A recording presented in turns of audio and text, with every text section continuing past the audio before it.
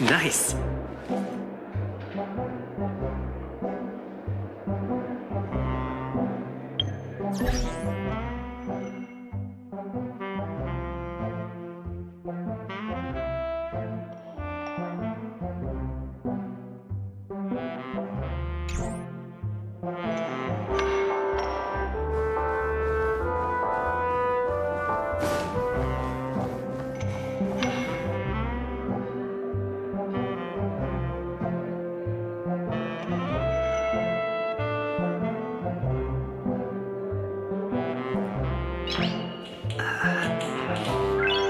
Nice.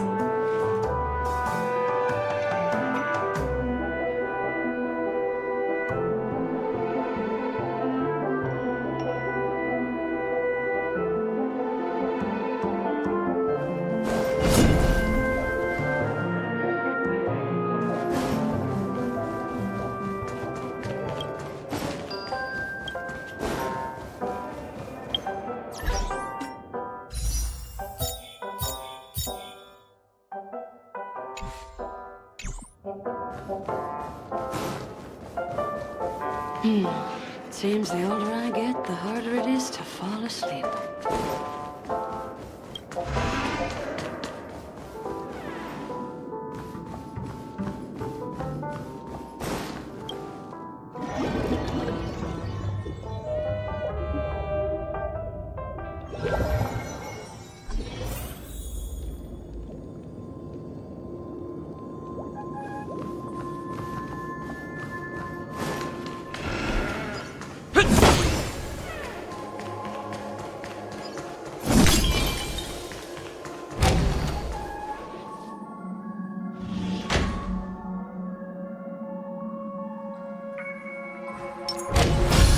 Make a wish.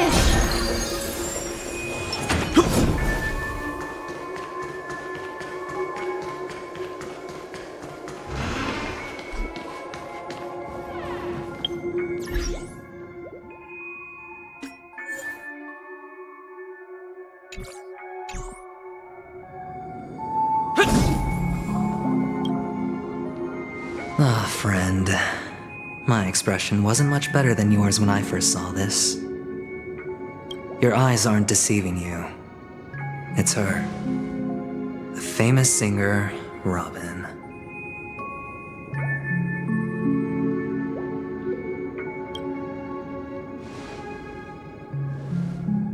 Well, first of all, can I just say that this had nothing to do with me? I'm just an unlucky bystander here. The family can testify for me.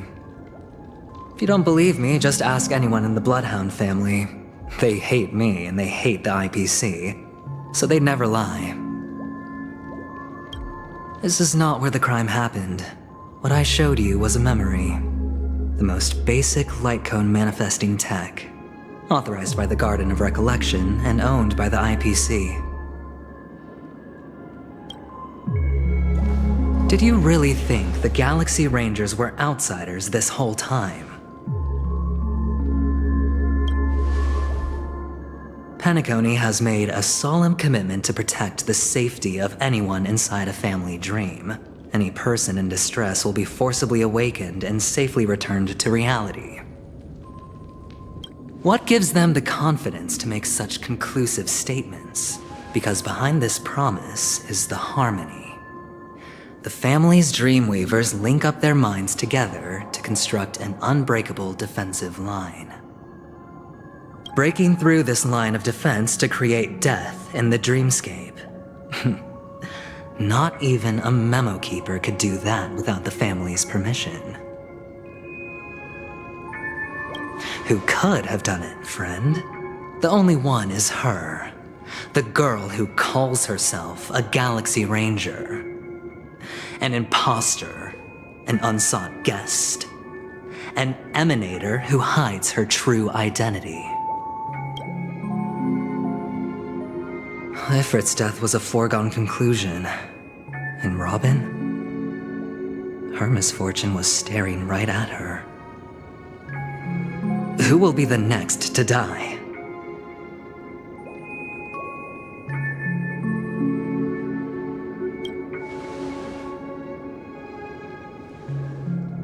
It's fine. Listen to your gut. Building trust always takes time, and I'm willing to wait. I just hope you realize that wherever that legacy is concerned, covert plans are already underway throughout Penacony. Everyone's got their own agenda.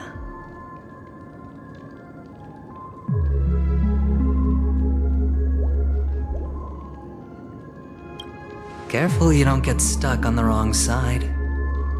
If I were you, I'd keep my distance from Acheron. After all, any schemes out in the open are always going to be better than a monster in the shadows, right? Who's to say there isn't an even deeper conspiracy lurking beneath the surface? Memo Keeper, I think our little deal is finished. Aventurine is telling the truth. This memory is a real one, and there's no sign of any distortion grafting on. The IPC is not the Garden, and there are real limits to what they can actually do. But you know all this. Friend, let's not beat around the bush here. The thing is, I want to reach out personally to team up with the Astral Express. I told you I'm just not interested in scrambling for the legacy. I just came to Penacony for work. I'm here to retrieve some lost property for the IPC, if you catch my drift. I'm talking ownership of this frontier prison. This has all become a bad debt thanks to the cancer of all worlds. The IPC has tried sitting down for negotiations time and again, but the family wouldn't even take our calls. You have no idea how difficult these people are to deal with. Put it this way. They've hushed up the existence of death before, so they can definitely cover up any news about Robin's death. It'll just quietly float off like a bubble and pop. Nobody ever being the one. That's not fair, right? So then, friend, I need your help. That's fine.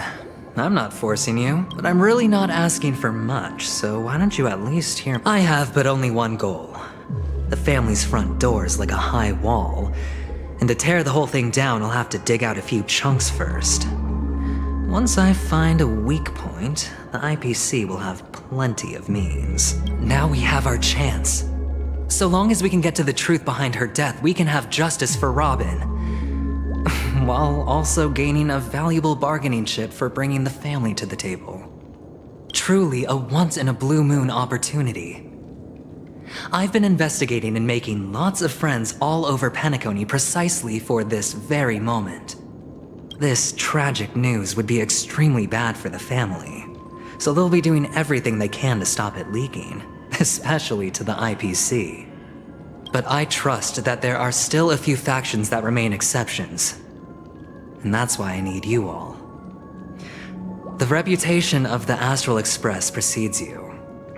And the Harmony will give you the fairest of appraisals. You get to find out really what happened and seek justice. And I get to put it toward completing my mission for the IPC.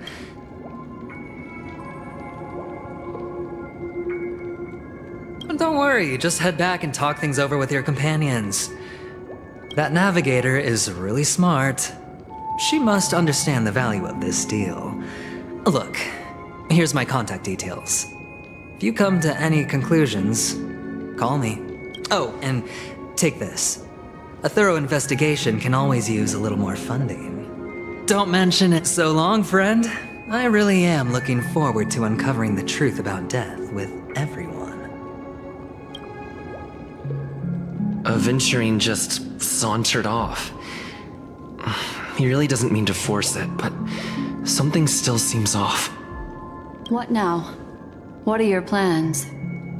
Black Swan. What is she thinking?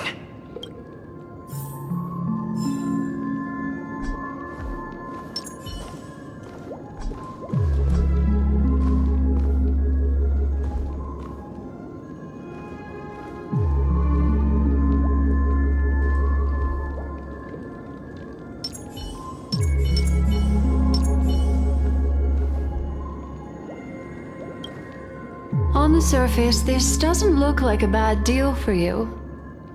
But Aventurine is a shrewd merchant whose scheme won't just be as simple as it appears to be. He doesn't know about Miss Firefly yet, but judging by your reaction, he may have noticed something going on and deliberately shifted topics to the truth of death to try and pull you in line with his way of thinking. That's quick thinking and very sound logic. Aventurine is no fool, and working with him definitely has its dangers.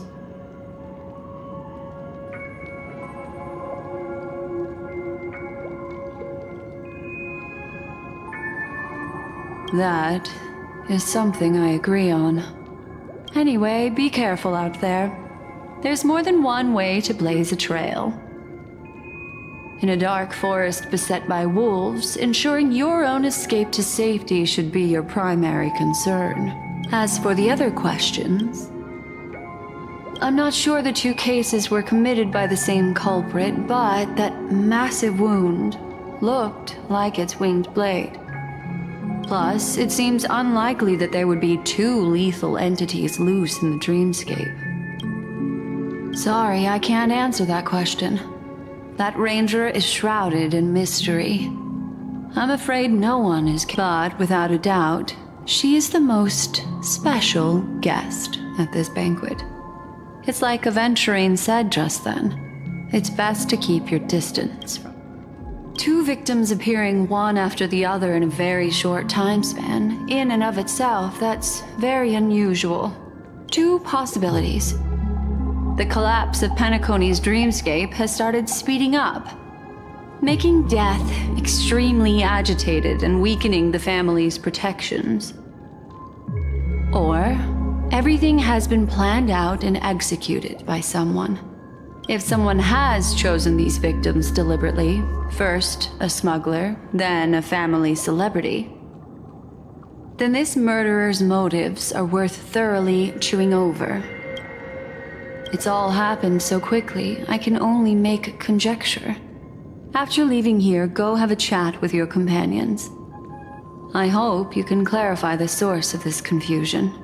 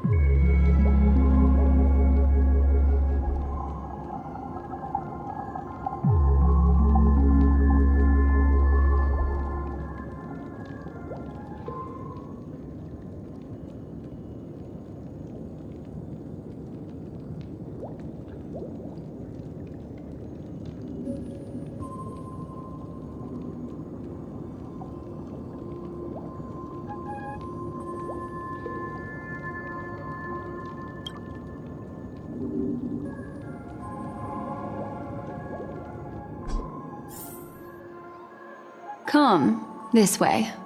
It's a short walk. Don't get lost.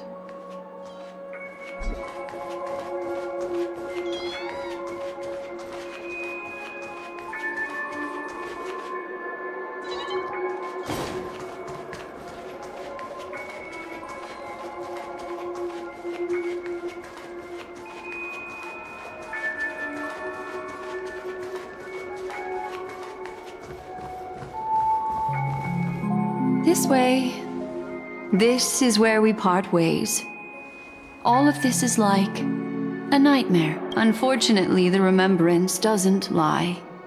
What we just saw is the reality that happened. And it won't fade from our mind. But follow your heart and don't be afraid.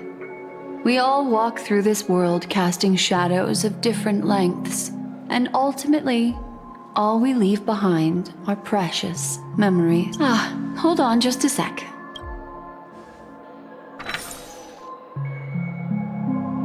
There you go.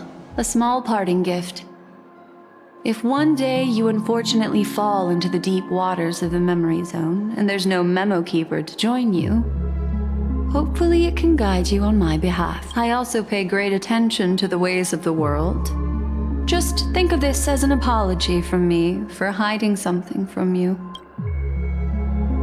Then, I've something private to take care of regarding that Galaxy Ranger. Let's leave things there, shall we? What fascinating memories will you bring for me next time we meet? I sincerely look forward to them.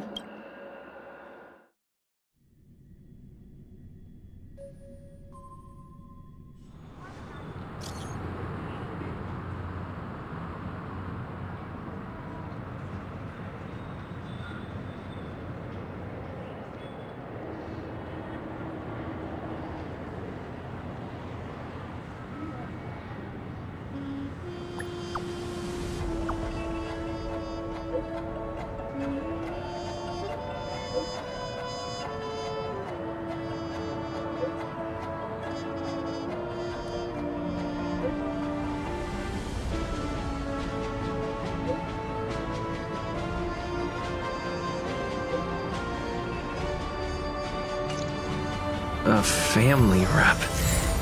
Is Himiko okay?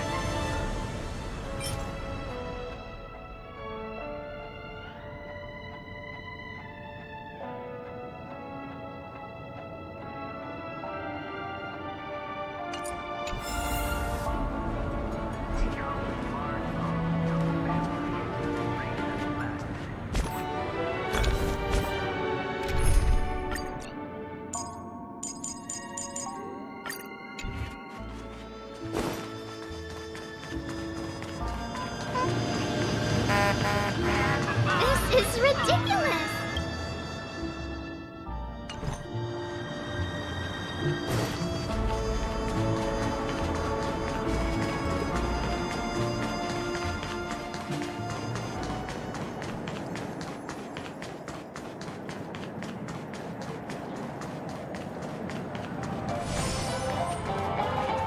So much has happened. I should take a moment to gather my thoughts and wait for everyone to arrive.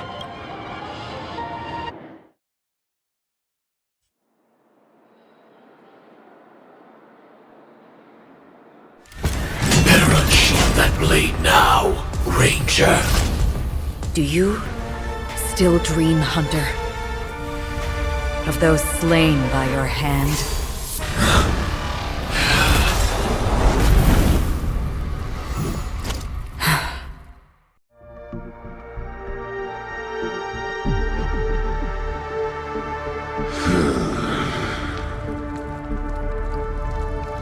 It appears the outcome has already been determined. We're still alive, as are you. We still have room to make a choice. Leave the music box behind, and then go. Choice. The bloody trail of the destruction leaves no room for hesitation. Vatora's fire demon. Even if you sacrifice your life for that Eon, you won't get special treatment. Ranger, you tread the narrow path of the hunt. You could never understand. We come from the fire, and are born bathed in fire. We spread, burn, and destroy until all the kindling has burned out and we leave only ashes on the ground. Burning forms the entire life of a fire demon, from the beginning to the end. We are born to die just to put into practice a profile of another universal truth. All things are created for the destruction. Your companions don't seem to think so. They fight for your chance at survival. They are my children, and just as I was, they are flames that have yet to burn white hot. They're still young, and I don't blame them. But my flames are faint, and time is running out. Can you see the planet of festivities in the distance? I plan to bring Purgatory with me there, and before that, I must surpass you. Why? Because on the path they have forged, you have traveled farther than I have. Emanator. You cannot hide your true identity. Draw that sword, for we shall indeed remain here, bound to fight a decisive battle to the death, for I choose this. Destruction is intense, but brief. To cravenly cling to life is to endure an endlessly prolonged existence. Even if the answer turns out to be your own destruction. What is important is not the answer, but that it exists, just as you exist. Everything exists to be destroyed.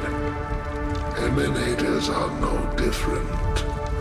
Just as even sweet dreams may be born of the void, the so-called impossible is merely something that is yet to happen. All right. I accept. You shall witness the most brilliant and intense fire in existence. May this flame illuminate the farthest reaches of your bottomless dream. A bottomless dream. Yes, that's right. But you've made one small mistake. This blade remains in its scabbard not out of pity or scorn. It's a personal secret that I don't want to disclose, but perhaps out of reciprocity. I'll reveal the truth to you. The hunt is not the path I truly follow.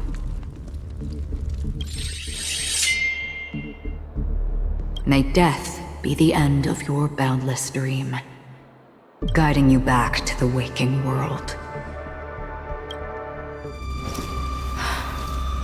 I still see them in my dreams.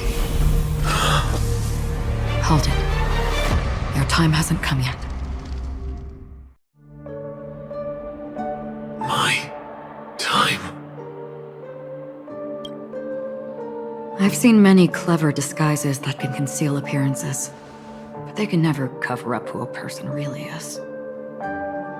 And you're no different. You had no desire to kill the Trailblazer.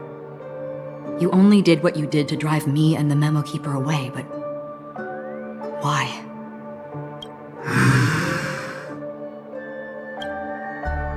Did Destiny's slave make you do it? You know, Elio. I thought this is just the kind of thing that'd get written into your script. My script has always been brief. Other than that, anything beyond that is unnecessary. He knows my nature. There is but a single destiny from which no one can escape. And until then, I hold the privilege of choice. However, you appear to be ignorant of this, so it's time for me to inquire. Who exactly are you? Not your enemy, perhaps. That's not what I asked. I don't deserve your curiosity. Loners wandering the cosmos always have their secrets. Take me. I'm wanted by the IPC, so it's little wonder that I know something about the Stellaron Hunters. That's all. Maybe I can help. What reason would you have for doing that? I tend to forget things. Which is why, rather than memories, I'm accustomed to using my emotions to capture what I normally wouldn't otherwise. So, I know who is inside that cold armor. How about it? Ready to take off that armor and sit down for a talk? It's not yet time. I don't need help, but I can give you a suggestion that would make things better for you and me. If your goal is the Watchmaker's legacy, then go look into the family. Not only are they covering up the existence of death, but they're burying the past and the truth about what happens inside the dreamscape. Already on it. And the Astral Express is no enemy of yours. I know that. I just never expected to hear you say it. What's next then? The Trailblazer's been taken by Black Swan. Will you go look for him? No need for that. No harm in mentioning that Elio's only given me one instruction. Get all of the Astral Express to track down the Grand Legacy. I tried settling this in an easier and more direct way, but as you can see, here I am, confronting you. I failed. Can't ever go against the script. The so-called impossible is merely something that has yet to happen. That's it. Before we split, can I ask you one more thing? Is there anything else in your script about me? I'd like to know what kind of footnote I get to leave in that future foreseen by destiny. Unfortunately, not a thing came up. I knew it.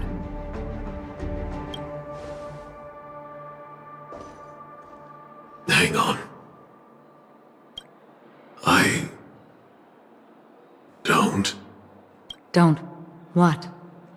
Your first question was, do you still have dreams about everyone who died because of you? I don't. Never have. I was born without the ability to dream. I live for this cold, harsh reality.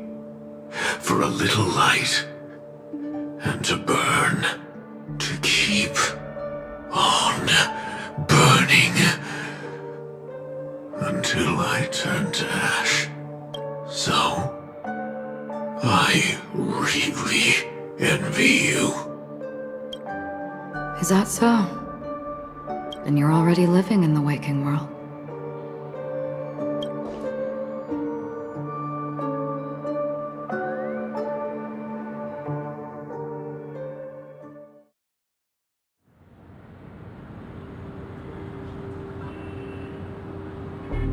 We heard about Miss Firefly from Black Swan, but we never expected Miss Robin to... I'm sorry that I couldn't be with you then. Reality cruises on in serenity, while undercurrents bubble up from the dreamscape. Just like that memo keeper said. Stay strong, everyone. We can still do what we can for them. Starting with finding the murderer. Let's recap everything then. The Trailblazer just reminded me of something. March, do you remember what that family rep who negotiated with us said? Indeed, we trust that the Nameless has nothing to do with this, and we also beg each of you to help assist the family in verifying the identity of the deceased. That's how it was put, in reference to Miss Firefly. Looking back, he seemed a little evasive at the time. And he also failed to mention anything about the earlier murder, too. The family's planning on covering up all news about Miss Robin's death. If news gets out, Penacony's going to turn into a bloodbath. But the murder that followed closely after was obviously beyond their anticipation. The family had to try and turn things to their advantage by bringing in reinforcements from outside. The Charmony Festival is nearly here. They must be snowed under. It may also be that Miss Firefly's murder had so many witnesses that it couldn't be covered up. So they went with the flow and let more people on the scene to control the situation. After all, the nature of the two murders is fundamentally different. The family's first protective measure should be against malicious actors among the guests, such as that IPC envoy. Indeed, he was particularly concerned about that Galaxy Ranger. Are we missing the forest for the trees here? I always felt that Aventurine's reasons for accusing Miss Acheron were highly subtle. Can we believe him? At this point, I'm afraid the only ones we can trust are ourselves. Look, let's try to gather intel first and then list all the possible outcomes we can. Then we go through them, eliminating contradictions one by one. The fewer facts remaining, the closer we are to the truth. I've still got this sense of foreboding. It's like we're stuck in a whirlpool, spinning around that legacy even after everything that's happened. This time we're playing the role of a real detective. But before we start, what are we going to say to the family and Aventurine? As I see things, the family harbors no ill will towards the Astral Express. If they didn't trust the crew, they wouldn't have casually commissioned outsiders to investigate a case that's, in all likelihood, a scandal. Plus, this is the family's turf. Teaming up with them should make things easier for us in the future. As for that Aventurine, well, I'd like to hear your thoughts. He's complex. He deliberately slow-played his hand during negotiations while running circles around us all the while. He appealed convincingly to both reason and emotion. It wasn't forced, but the intent was obvious. Still, it's good to have contacts among all this uncertainty.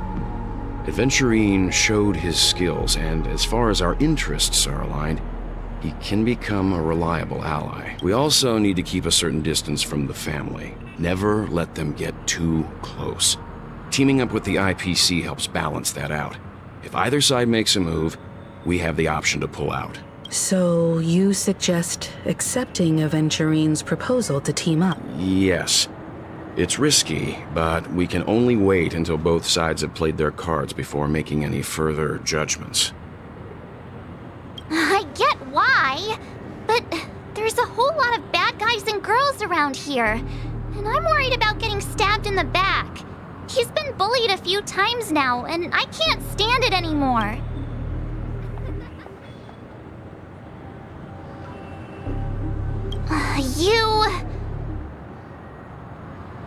No, I can't accept this. Forget about it. Just let me keep an eye on him. If that doesn't work, we can just turn the tables and use him instead. Then, could you please reply to Aventurine? Everyone, Take this time to put together your thoughts.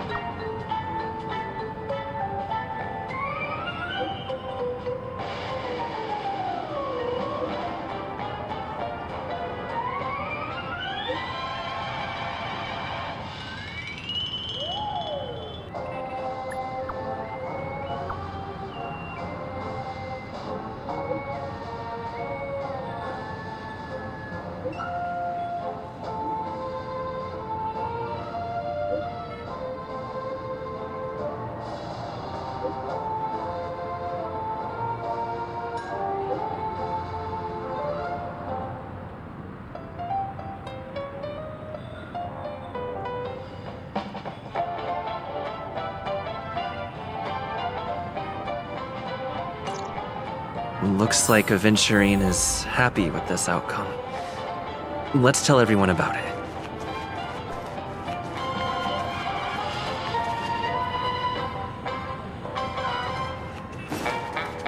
Checked off the list. Wipe a long face, buddy!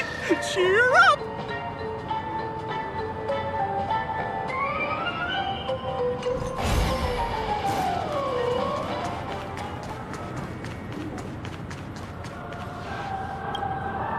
I hope it's not too soon to bring it up, but I feel like Miss Robin isn't actually dead, but that she's still alive and well. Because aren't we supposed to be inside a dream? How could someone die in a beautiful dreamscape like this? Shouldn't only good things happen here? Whenever I see the Grand Theater, I just can't stop all these thoughts from flooding my head.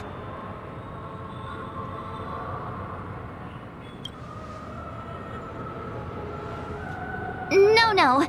After all, they've brought everyone this sleepy dreamscape, which everyone loves. I just feel like I'm starting to understand them less and less. Everyone's still having a great time out there on the streets. Nobody knows what's happened. It's all so unreal. As if Firefly, Miss Robin, and us were all outsiders from another world. Aw, what a mess. I really want a nice cool drink of soda to help me calm down. But then I'd be just like everyone else out on the streets.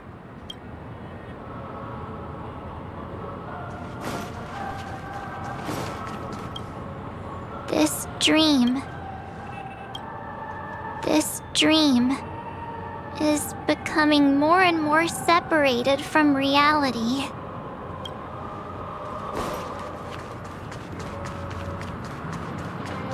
I really love... Aventurine said something that concerns me. He accused that Galaxy Ranger of killing Robin without any evidence whatsoever, but said nothing about her connection to that memory zone meme or why he was stalking you. It was a groundless accusation, which only serves to make him seem more suspicious. Maybe Aventurine's goal was never to gain our trust. Maybe he wanted to foster a feeling of enmity towards Acheron and make the situation more volatile. Two birds, one stone. However, I asked Dan Heng back on the Express to confirm that story about the Annihilation Gang and the lost messages. It wasn't something that Aventurine made up out of thin air. You've met her many times now. What's your impression of Miss Acheron?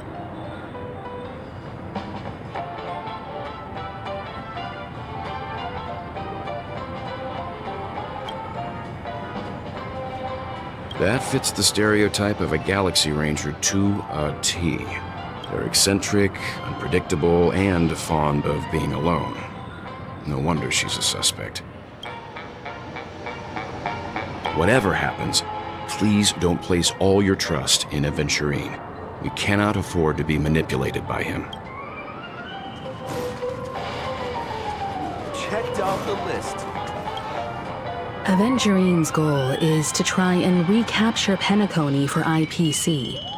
To do this, he'll have to bring down the family in its entirety to create a big enough chance. The existence of death will be covered up by the family. So how does he plan on taking them down? It's gotta be something important enough that everyone will notice. But it also can't be anything too out in the open.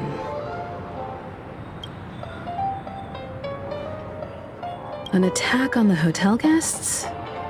Unlikely. Penacony's guests include quite a few bigwigs known throughout the whole cosmos. People who not even the IPC would dare take lightly. Aventurine is a shrewd merchant, and there's no way he doesn't know that. He's definitely going for the family, and it's just a matter of how. The harmony is strong in Penacony, and almost impossible to take on head-to-head. The fact that the IPC dispatched Aventurine shows that they do not intend to simply play by the book here.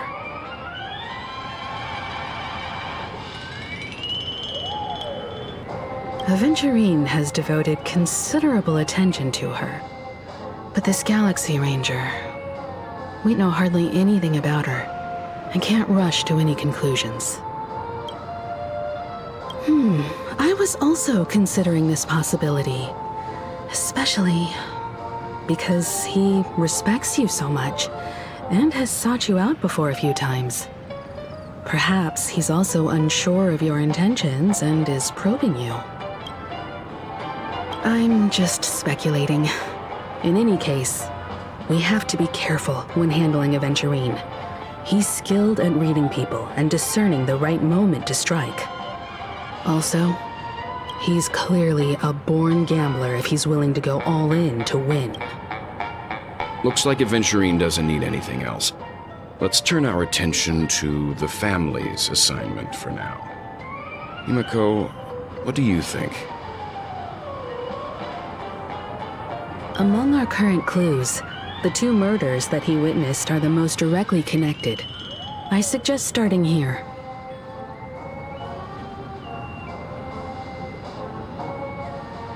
One thing I'm curious about is, if a person dies in a dream, what happens to them in real life?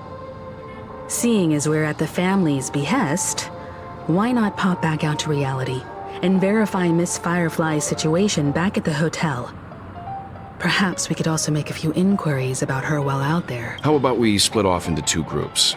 There are still some things worth focusing on inside the dreamscape. I'll investigate those, and we can link up again later. Worth focusing on? Oh. No problem. I'll leave it to you then. Huh? Aw, I thought I'd finally get to see Himiko and Mr. Yang go out on a mission together. Oh well. Take care then, Mr. Yang. I will. Keep in touch.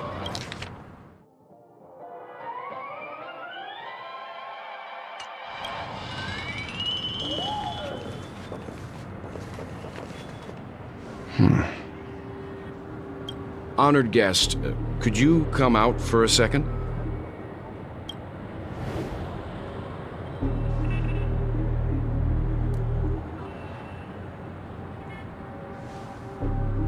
I'd be embarrassed too, getting stared at like that.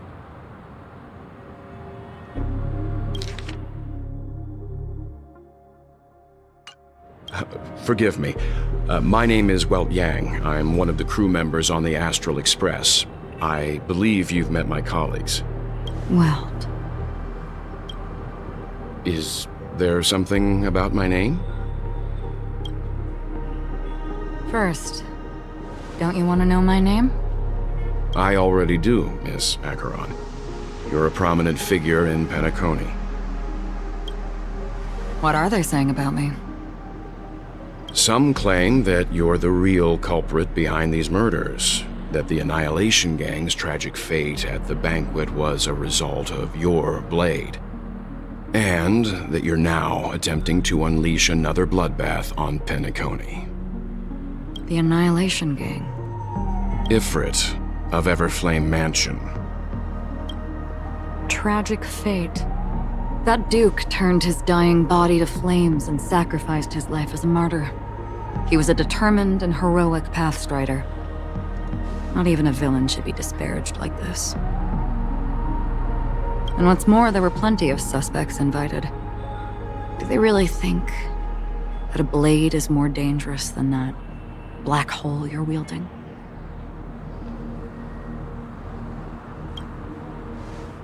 Keen intuition.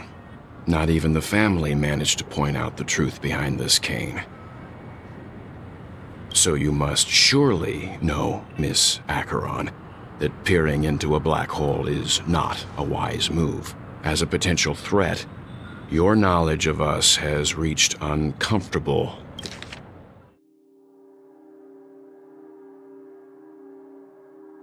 depths. Reveal your true identity and intentions. Otherwise, brace yourself for gravitational disintegration. That shouldn't be necessary. But if it makes the Nameless feel less defensive, I'll be happy to abide. Believe it or not, Galaxy Ranger, Acheron, those are the names I go by to this very day. My trip to Penacony is solely to fulfill an old, final request. I'm here for the Watchmaker's legacy. And that's it. I think I've been honest enough. Still unwilling to reveal your true identity? It's not that I don't want to. It's just that I can't. I've come so far, and I can't sum up all of that in just a few words. Everyone has their own unspeakable past. Secrets that they don't want to be revealed. And I won't be asking any more questions, such as why the Astral Express is roaming around the cosmos with a Stellaron on board. Is he okay? That memo keeper didn't do anything, right? He's fine. Let's stick with the topic. Gaining my trust all depends on how much you're willing to reveal. I've run around many different Penacony dreamscapes just to try and find that legacy. And during this period, I came into contact with quite a few guests. In the process, I gradually came to realize the secret of Penacony may be closely related to the Trailblaze. That's why I've come to ask for your help. I don't have enough proof yet, but I'd like to speculate something. The source of all tragedy lies within the family. If you could trust me, we could find the proof to support this claim together. Mr. Yang, I think you've come to the same conclusion, haven't you? Let's leave it at that. For now, I'll choose to believe that you bear no hostility. Share your findings with me and me alone. I don't want vague conjecture to interfere with other people's judgments before we find solid proof. By the way, would you like something to drink? Before we go, how about 2 cups of Wake the Heck Up? No, 4 cups. Because the conversation coming up will last forever.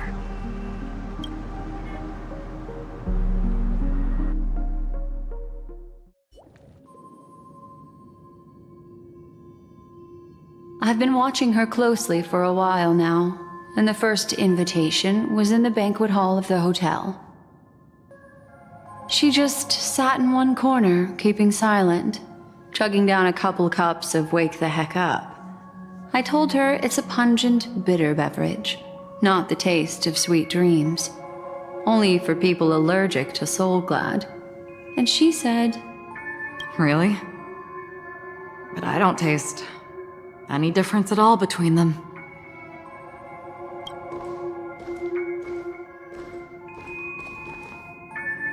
the guest rooms are charmingly minimalist. An aesthetic you share, Miss Acheron. It's a cinch. This music box. The invitation received by the Annihilation Gang. There are latent memories that linger on it yet.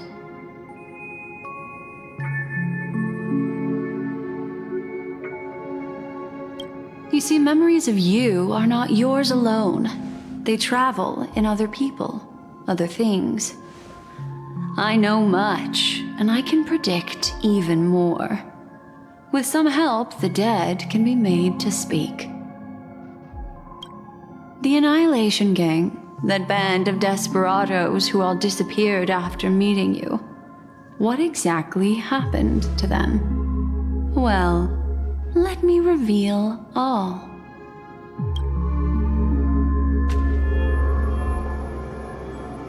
Gradation 12. Dreamscape 12. Father, I dedicate this to you. Well done, Dubra. Wherever they go, shall be met by annihilation. There it is. It's hazy, but it's Ifrit's voice. The other one is probably his progeny. This is the residual memory from when the invitation was first delivered. They were abruptly interrupted. Then, what happened next is... They sought refuge in a land of sleep, merely wishing for undisturbed rest away from the storms. Children of the Flame, this marks your rite of passage. She won't be necessary. I alone am enough. When have thou, on the path of destruction, feared death? The Everflame Mansion has set out on a journey. Those poor people, they have no idea what lies in wait ahead of them. Memory recovery is going well, but slowly. She'll be here soon, and time is short. There's nobody else here, so there's no need to be delicate. In fact, I think I'd better go all out.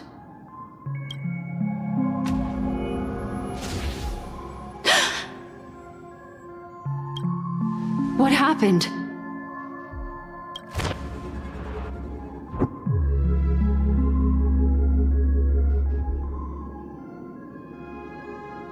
The memory after that is blank.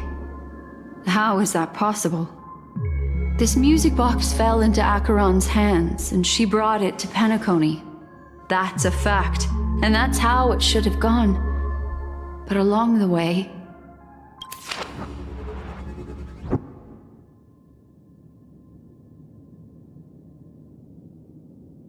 it's like it's been erased. Who's done this?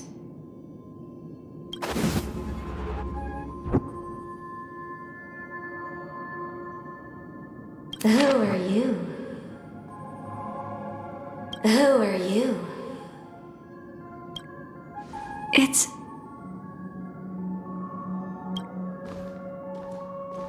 no. Is this not a memory? Oh, a memo keeper. Do you serve the Garden of Recollection? Or the Cremators? My name is Constance. A pleasure to meet you. We were supposed to meet in Penacony and spend an unforgettable time together. But that seems unrealistic. Dahlia's not welcome on the banquet store, and I don't need a coming-of-age ceremony. And you, I know what you're looking for. Want her secret? I can give it to you, and then you can enjoy the banquet for me. I wish you unforgettable memories. Oh.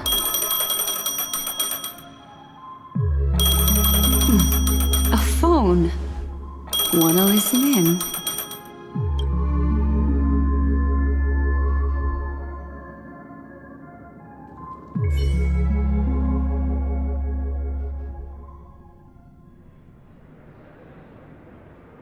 A few days ago, the IPC made an announcement. Under the watchful guidance of the Marketing Development Department, and in accordance with the Interstellar Peace Charter, the independent Sigonian sovereignty has hereby been established, and shall take a legislative seat at the Interstellar Congress. The formation of the Sigonian sovereignty is of great historical significance to the Sigonia system. This move puts an end to the planet's long and bloody history, turning the sensational Kataka-Avgin extinction event into a distant memory. Sigonia 4 is located in an unclaimed zone at the intersection of the Deniz, Prothean, and Dorneau star clusters. The planet's surface environment is known for being extremely harsh, constantly faced with the threat of impact from small-scale celestial objects. This is why very few intelligent species have made this planet their home, dividing themselves into several tribes to eke out nomad lifestyles as they struggle to survive the arid desert wilderness. They have developed their own folk beliefs that are independent of the Eon belief system. Sigonia. Sigonia. Ravenous eye of the storm, spurned by all the gods. Land of rock, but not water. Lightning, but not rain. Blood, but not tears. You beat us with your falling stars. You lash us with wind and storm. You chew us up with the cracked earth. You promised us a land of honey, yet yoked us beneath a sword of bitterness. Oh, Gaiathra Triclops, if thou can hear me, please open up thy 3 eyes and gaze upon this child. When you took his father, my child was still sleeping in my belly. And where my husband went, I too soon must go. I don't ask for a peaceful death. Just for you to tell me, does the baby swaddled sweetly asleep? Does he dream of his mother's heartbeat and the sound of falling rain? Please tell me whether this life is all just a fleeting dream. Otherwise, why would this child be born to face impending death? Mommy! Mommy! Mommy! The rain! It's raining! Raining?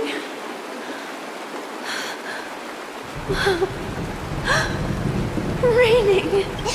It is raining! It's true! Those outworlders weren't lying to us. They really did summon the rain. Mommy, we can leave here. We can go back home. Back home. Gaiathra Triclops. You came. Do you hear that?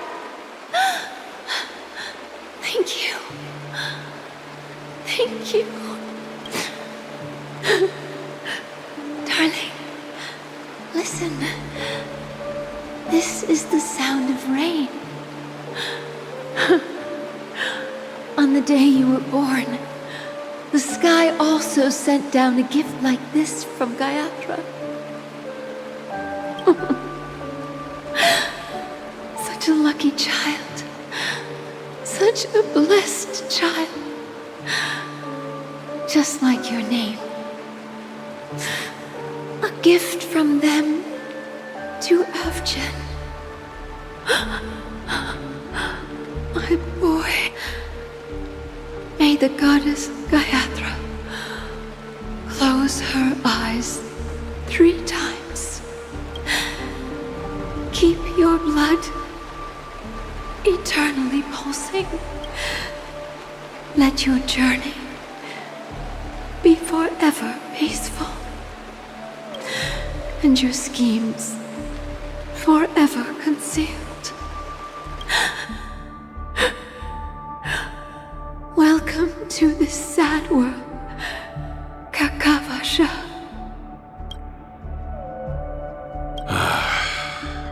Time to wake up, gambler.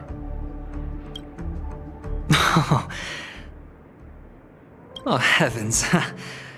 I must have drunk too much Soul Glad. Didn't expect you to be back so soon. How is it? Find anything? Just as you guessed. Nobody outside knows about Robin's death. There aren't even baseless conspiracy theories. They're still streaming the rehearsal for her ceremony, using a stand-in, I guess. They must be dreaming.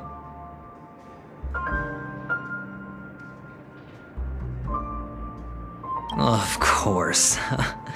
Who could imagine that death would actually descend upon the idyllic dream created by the family? Let alone that the victim would be the female lead of the Charmony Festival. To be honest with you, I didn't believe it. I even tested it a few times myself, until I discovered that I couldn't actually die. Whenever there's any danger, I'm forced awake by the dream pool, and it's all as if everything were just a nightmare. That's why I'm convinced that there are a few big secrets lurking behind the scenes. Then you must have heard about the Memory Zone meme. When I graciously deigned to establish connections with the Oak family on your behalf, they were quite in a pitiful state of disarray. Besides Robin, there was another body. I don't know the exact details, just that it was a stowaway. 2 murder cases? I told you something seemed off about the Nameless. He must have come across the other one. This murderer is a psycho. But I have to admit, the case should be easy to crack. We can leverage the family's malfeasance and let the IPC use this as a reason to intervene.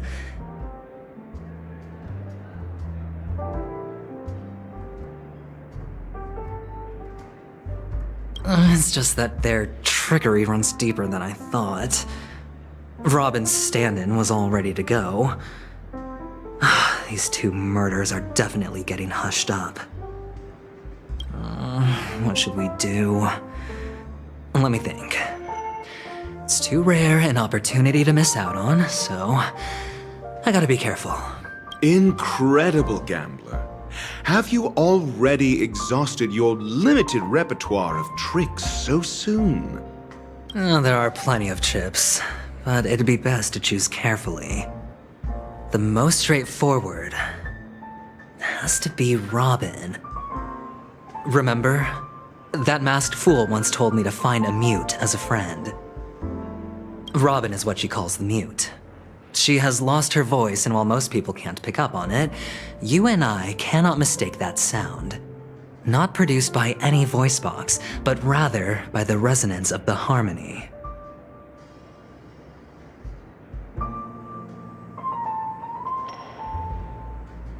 If that girl hadn't gone hoarse from singing practice, there'd only be one possibility. Something was up with the family. Or Robin herself.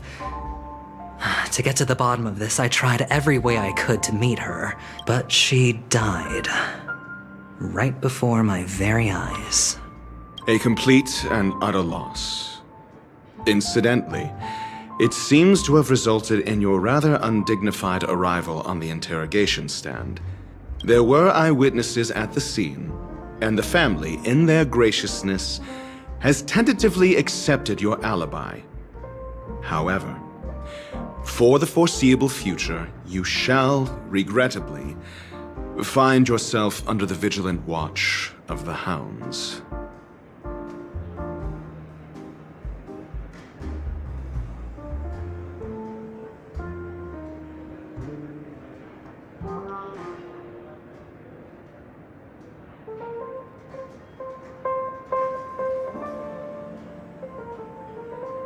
Well, things aren't looking too optimistic, Doctor. I'm starting to break out in a cold sweat. Do you reckon there's still any chance of a comeback, given how things are? A probability? Yes, it exists, but it verges on the infinitesimal. To phrase it in a manner more befitting the vernacular of Penacony, you're dreaming. But if you simply can't control yourself and want to try your hand, then there just so happens to be a suitable candidate. That man wants to see you again. Who? Sunday. Is this a public hearing or a private trial? If it were the former, it would hardly befit my stature to stoop to the role of a mere messenger. Fine. Well, that's great. It's all great. You see, the dead can't talk, but the living can. Ratio, I'm convinced now that there must be something wrong inside the family. Oh, just you wait and see. That man's sister has died. He can't sit on his hands. Well, without any further ado, let's set off. Lead the way. The show is about to begin.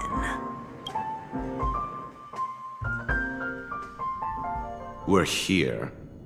The Dewlight Pavilion is the Oak family's fortress and a place where heads of the families meet to discuss great plans for Penacony. Fortress? I like this metaphor. I dealt with the warlords of the Amanica star system not long ago, and their synchronized orbital manor wasn't this heavily guarded. This mansion nominally belongs to Sunday, and is very befitting of its owner. Without his express invitation, the likes of ordinary guests would never grace these grounds in their lifetimes.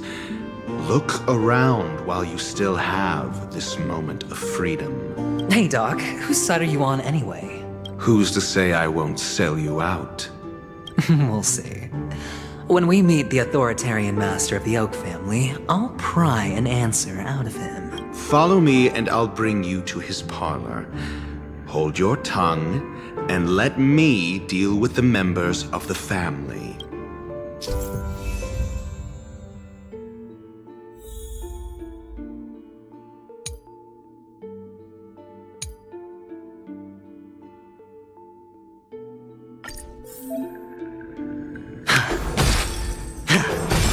Feeling lucky.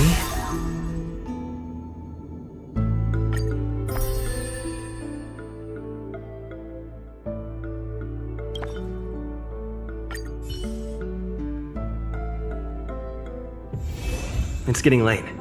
Where to now?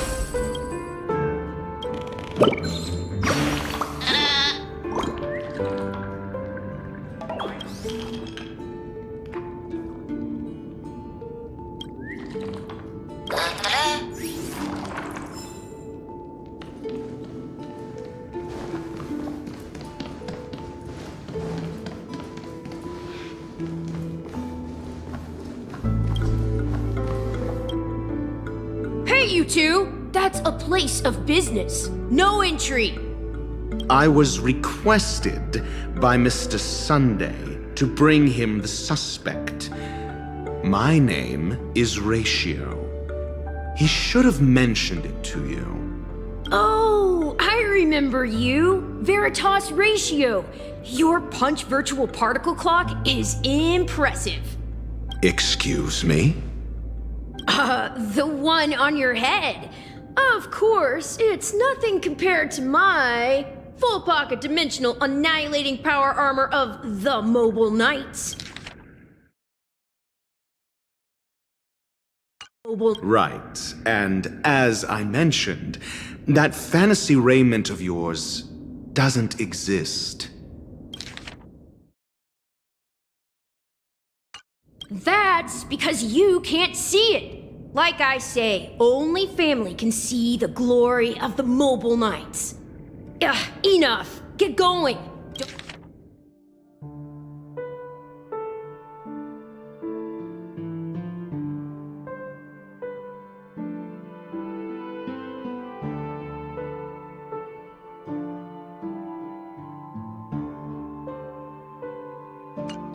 Don't keep Mr. Sunday waiting. It seems like the idiocy index here is no better than it is out there. Enough! Get going! Hey, don't keep Mr. Sunday waiting.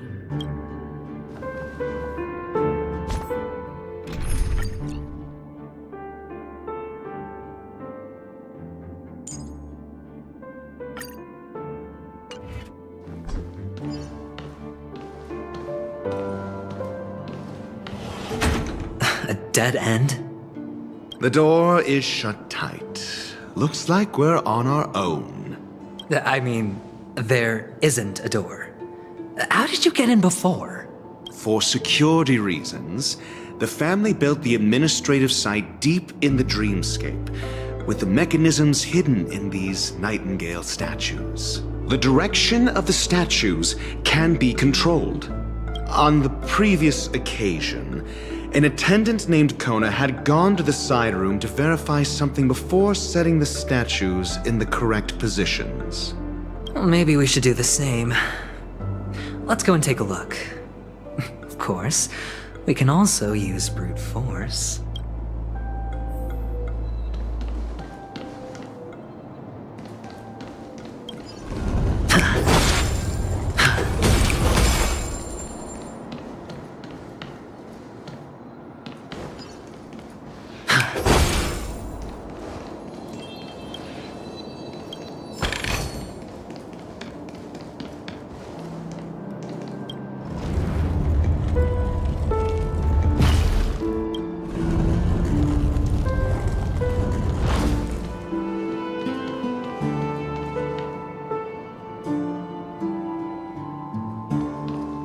Feeling lucky.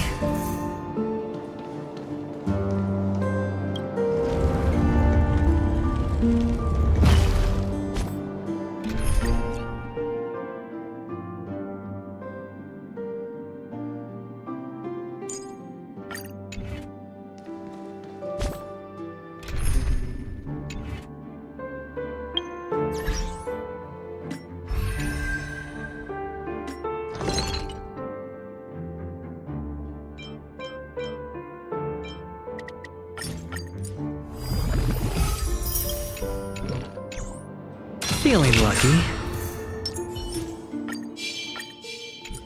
Feeling lucky. Feeling lucky. Feeling lucky.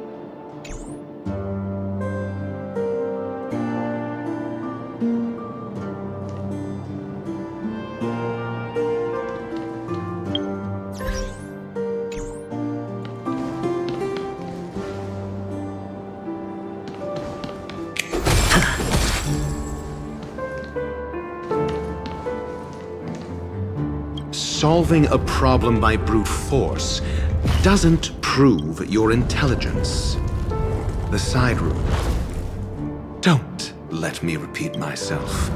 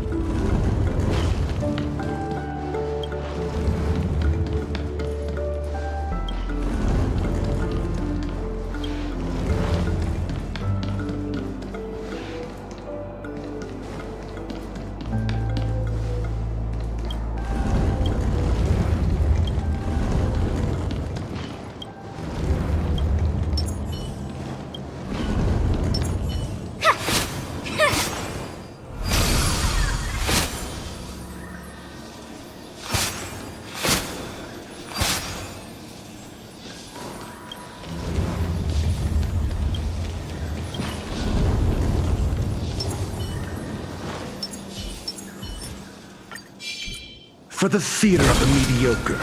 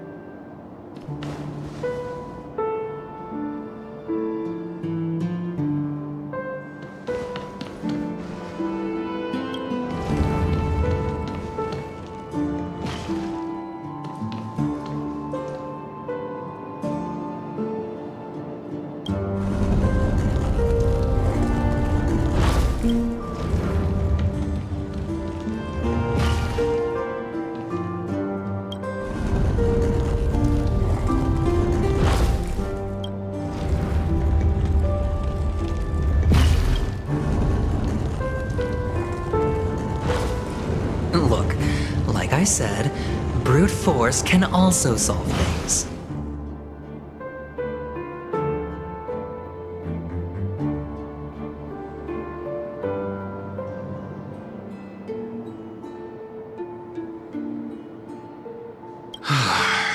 The Council of Mundanite should consider you as their member, for no one in this universe is more suitable to be there than you.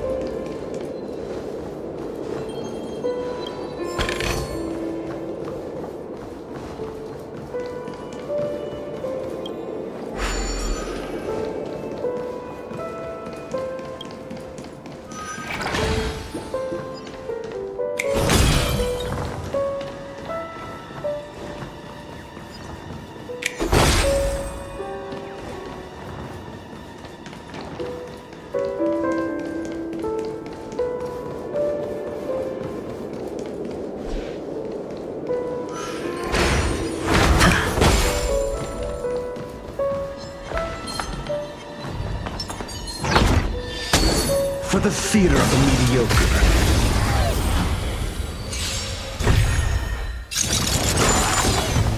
Choose me strike. Come on. Come on.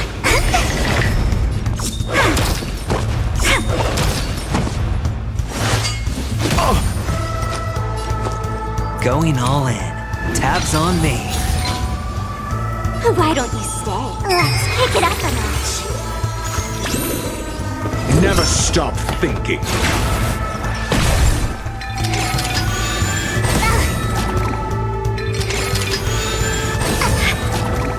Looks like I've got a...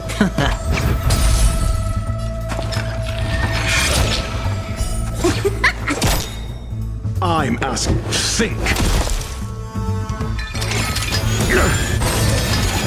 No dirty. Watch your head.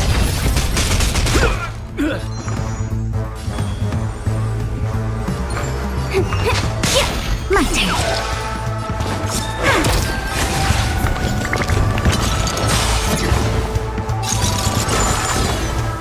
Wait for the ties. Stay calm. Look at the draw, please. And... victory!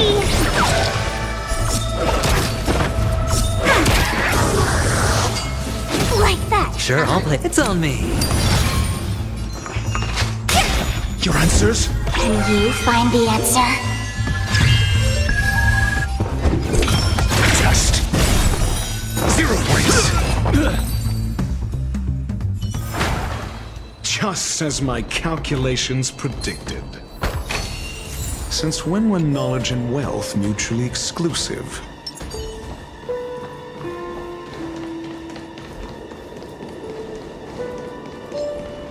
For the theater of the mediocre. Watch this.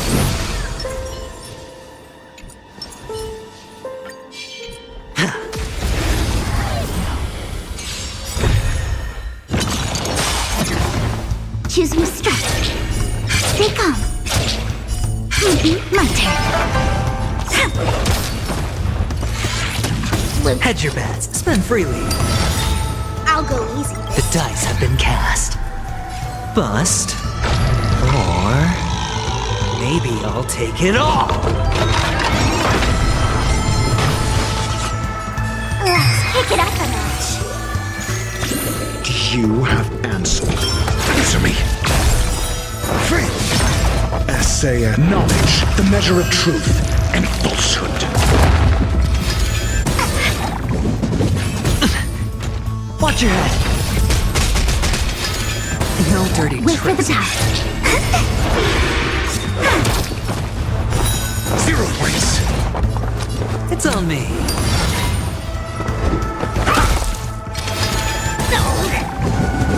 Sore loser! All Free. Let's play for a while. Stay calm.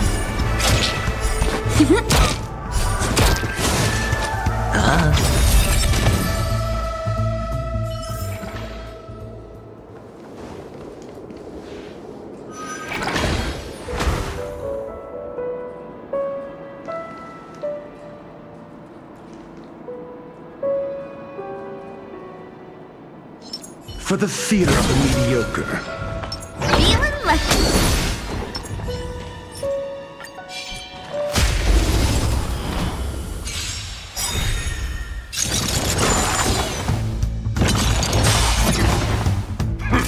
Mediocre.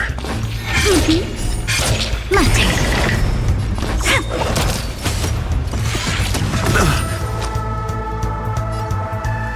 The dice have been bust. Or maybe I'll take it all. Watch your head.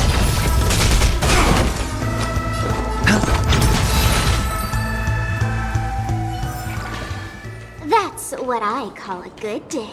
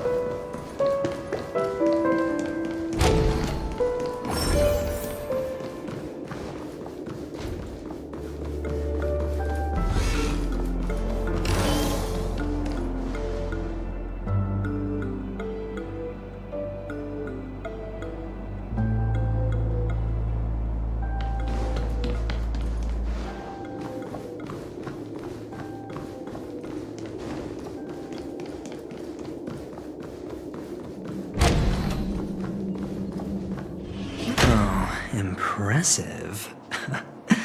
So much for Mr. Sunday's reserved, virtuous image. Do you need me to remind you? We're in a dreamscape. No matter how grand the mansion looks, it'll not affect Penacony. Stop wasting your time nitpicking the family here. Yeah, you're right. The only way to destroy the family is death. Sunday must have thought the same. Let's head down.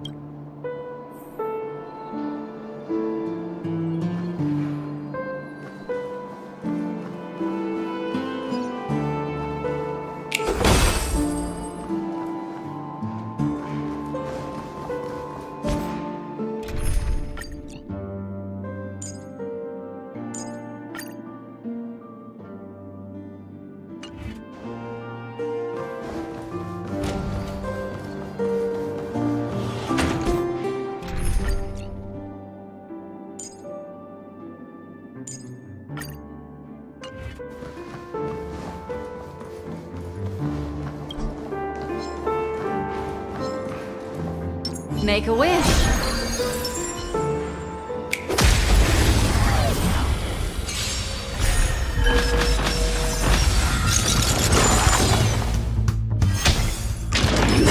No dirty tricks, alright. Mediocre. Watch your head.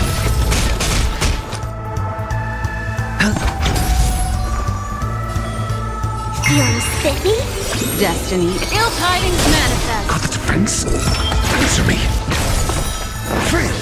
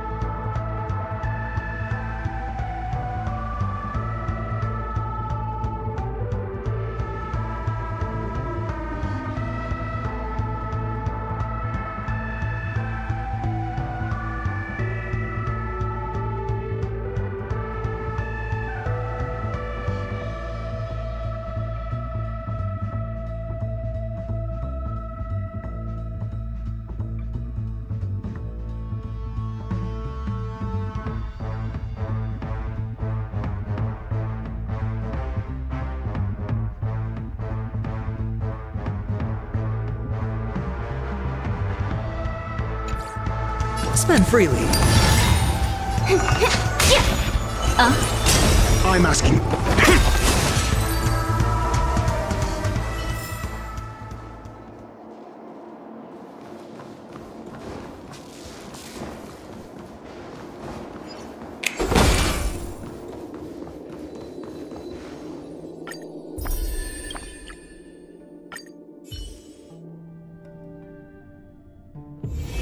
It's getting late. Where to now?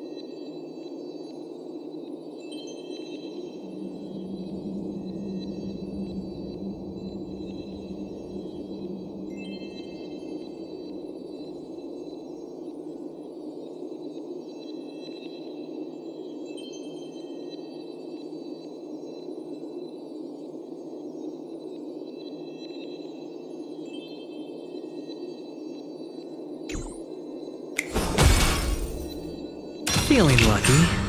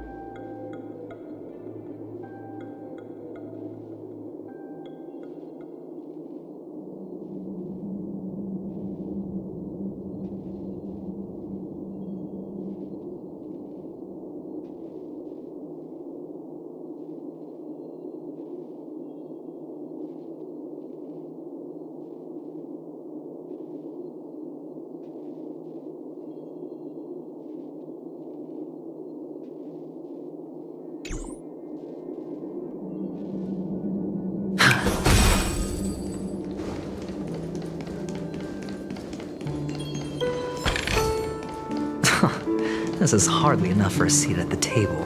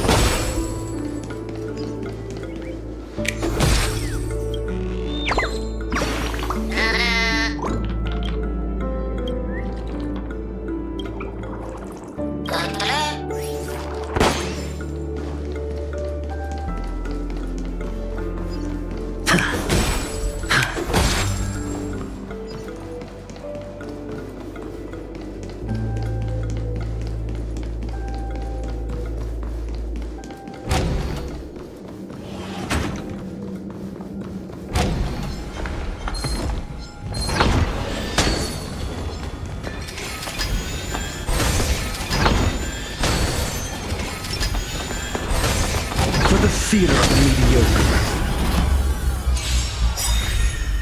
SAS, knowledge, the measure of truth and falsehood. Can you find the answer? Mind your manners. I hit them. It's on me. Answer me. Free. Ill tidings manifest. 0 points.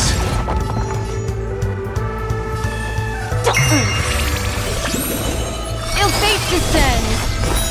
Free. Watch your head. Out. Your answers? A test. Let's play. Memories beneath the waters lies an endless abyss. The dice have been bust. Or maybe I'll take it all. All in.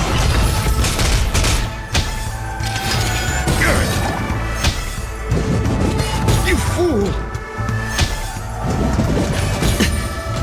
Watch your head. Hedge your bets.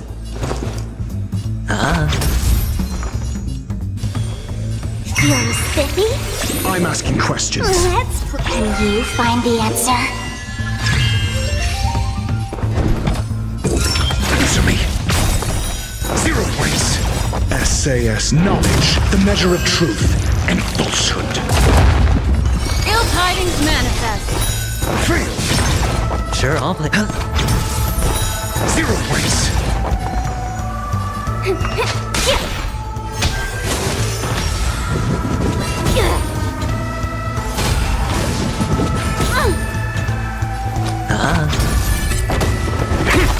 Death.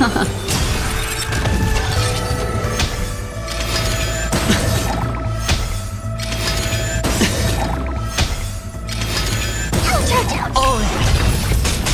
Your answers? A test. What do you want to know? Ill fate descends. I'll go easy this time.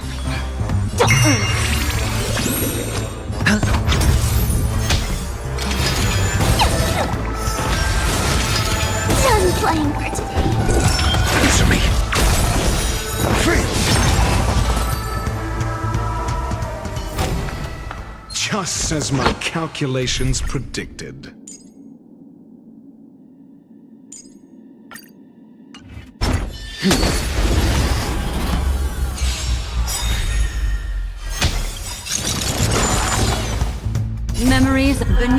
waters lies an endless abyss!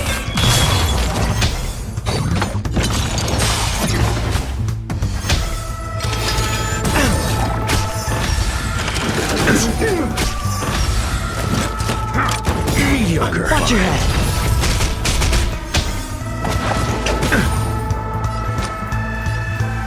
Spend freely. I'm asking questions. A test. 0 points. Destiny is a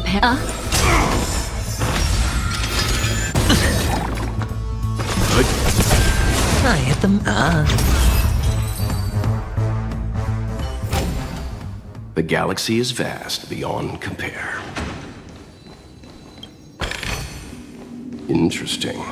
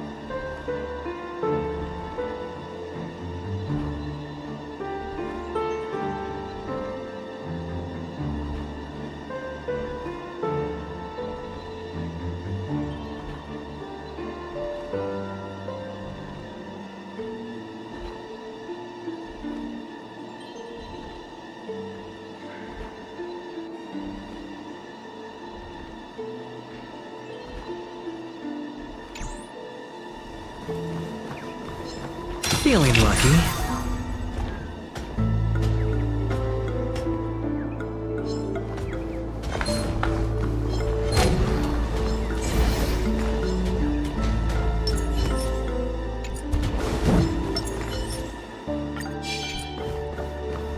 For the theater of the mediocre.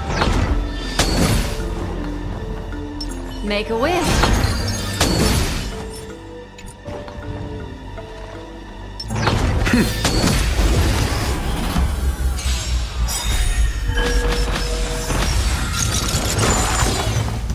You know nothing. Survive or be destroyed. There is no other choice. The dice have been bust. Or maybe I'll take it all.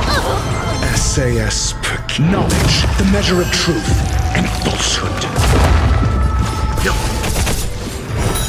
Free! Watch your head. 0 points. Sure, I'll... Answer me. Free! Destiny isn't chosen. Ill fate descends. That won't stop me.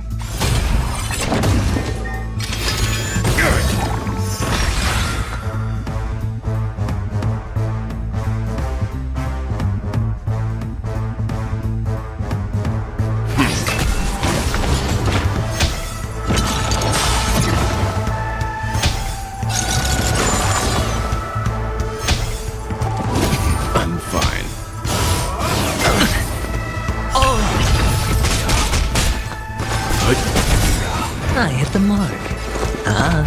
Got the defense. The test. 0 points. What do you want to know? Ill tidings manifest. Stand down. Hedge your bets. Death. No dirty tricks, all right?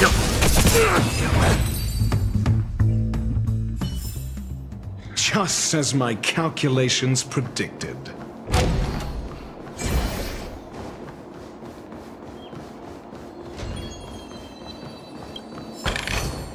Since when were knowledge and wealth mutually exclusive?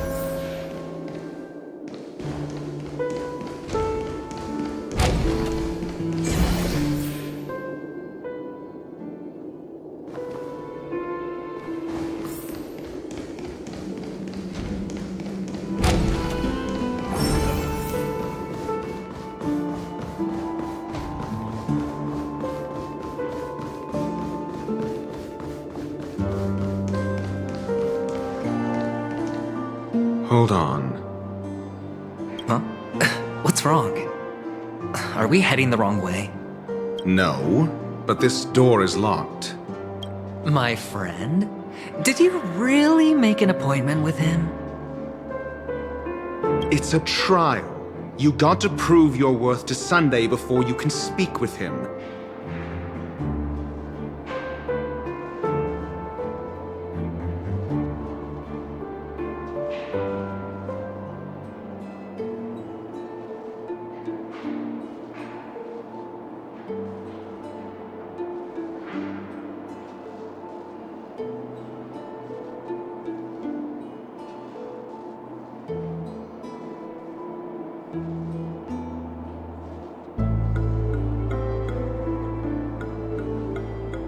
If I'm not wrong, we need to find a way to open this door in the hall, or this place will be our prison. Oh, an escape room. My favorite. Get serious. I've no time for games. Let's head back. The hint is probably in that prominent sandpit. Wow. That's an enormous sandpit. I'd love to build a tall building for myself, once I have enough savings.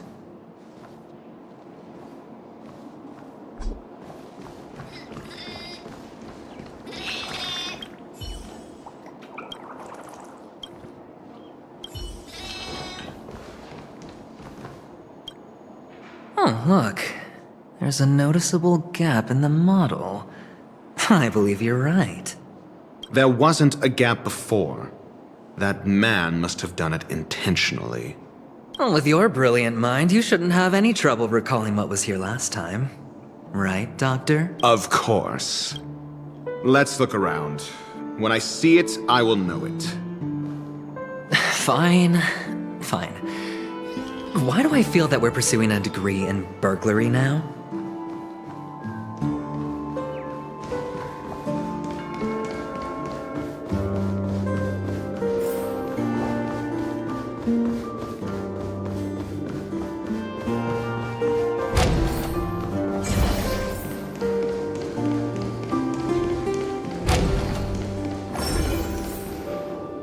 Found it. This is it.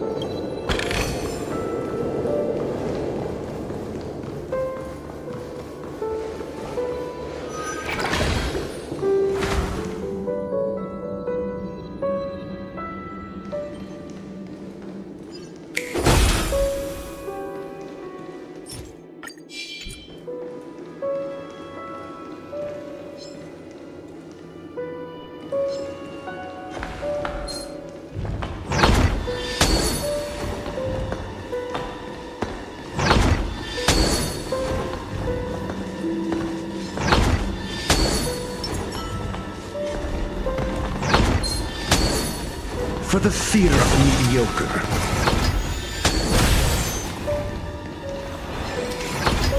For the fear of the mediocre.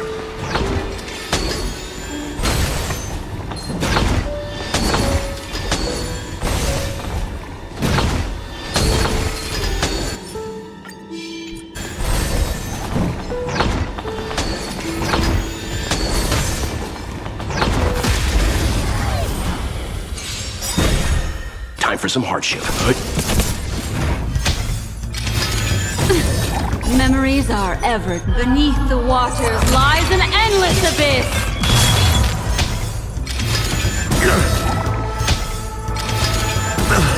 Sure, I'll spend freely. Destiny. Answer me. Leave it to me.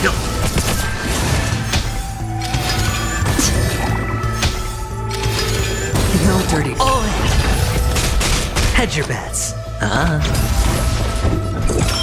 Test. 0 points. Let's begin.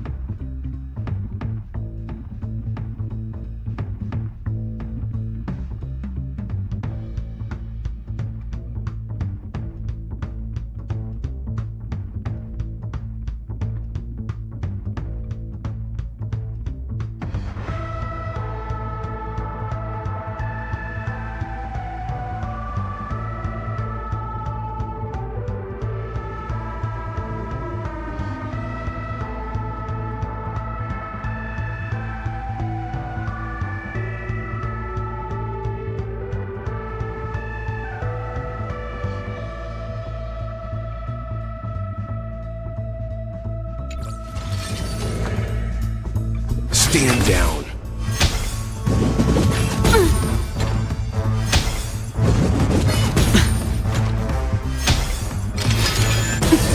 The dice have been bust. Or maybe I'll take it all. Watch your head. It's on me. I'm asking questions.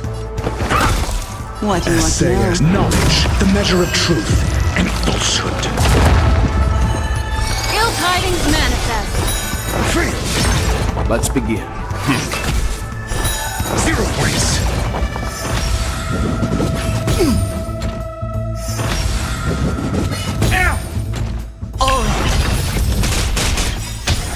You know nothing. Survive or be destroyed. There is no other choice. Sure, I'll play along. Test. Destiny is ill fate descends. Leave it to me. Stand down. Hedge your bet. You're up.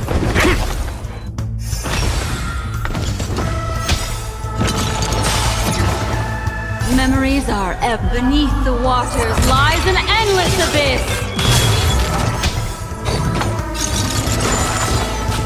Let's begin. I hit the mark. No dirty tricks, alright. Answer me. 0 points.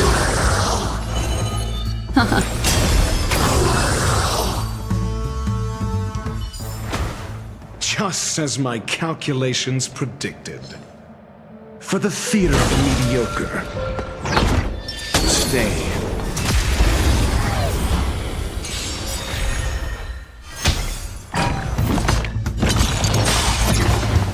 Leave it to me.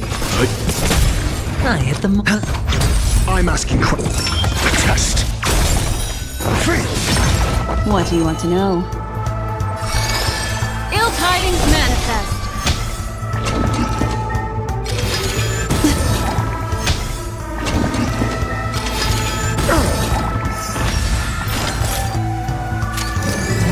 Sure, I'll play along. Let's begin. Answer me. 0 points. I'm fine. Destiny is Hedge your bets. The galaxy is vast beyond compare.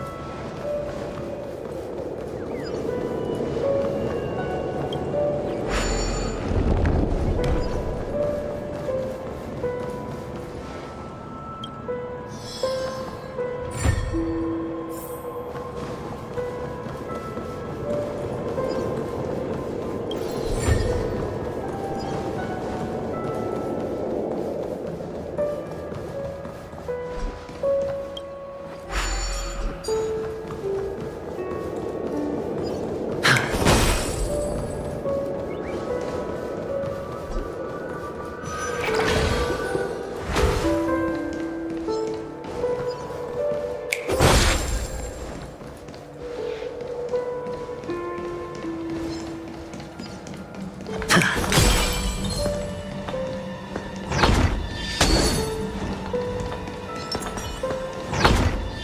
the theater of the mediocre.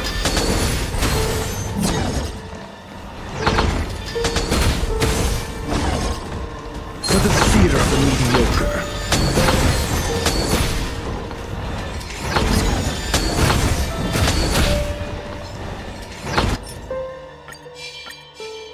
For the theater of the mediocre.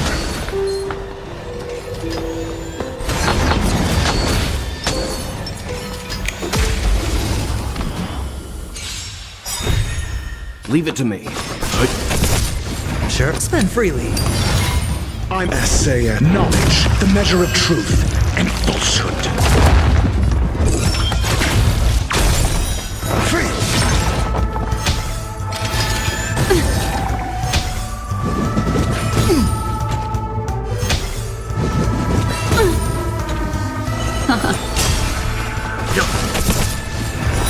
Zero points.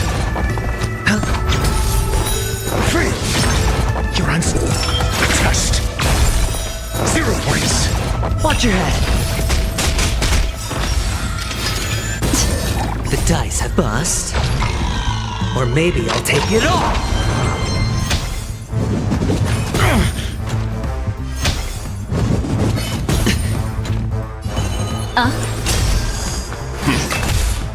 It's on me. I'm at. Answer me. Free. You know nothing. Survive or be destroyed. There is no other choice.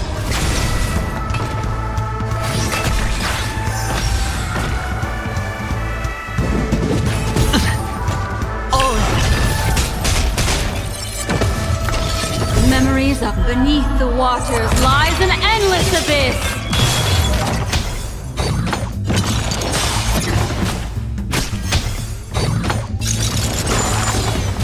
Let's begin. I hit them. Test. 0 points.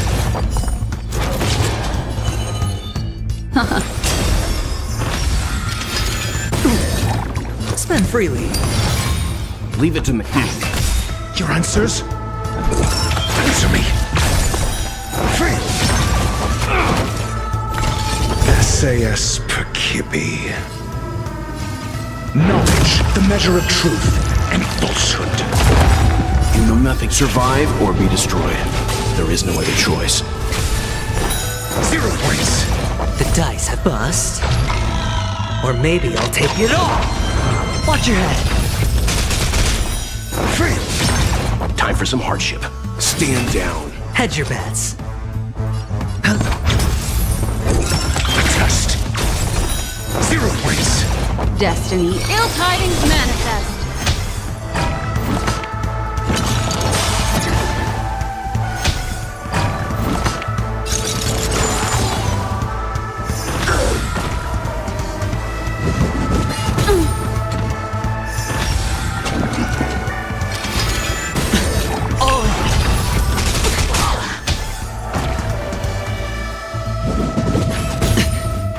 Let's begin.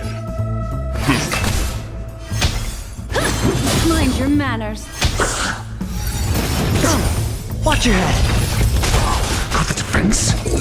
Answer me. Free. I hit them. What do you want to know? Ill fate descends. Beneath the waters lies an endless abyss.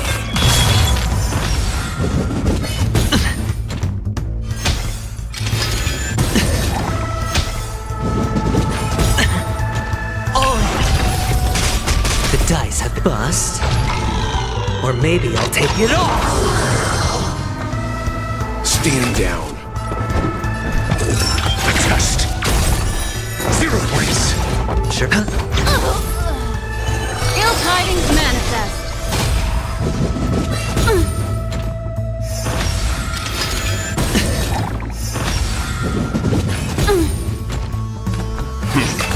I'm asking. Answer me. Free. Watch your head. Essay knowledge, the measure of truth and falsehood. Retribution will find you.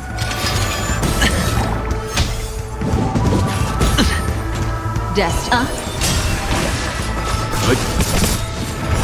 0 points. Head. Fail. Test. 0 points.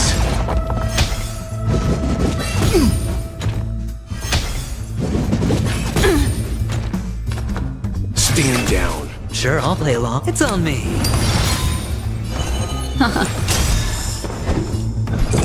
Answer me. Fail. Memories beneath the waters lies an endless abyss. That won't stop me. Retribution will find you. What is ill fate descends? Watch your head.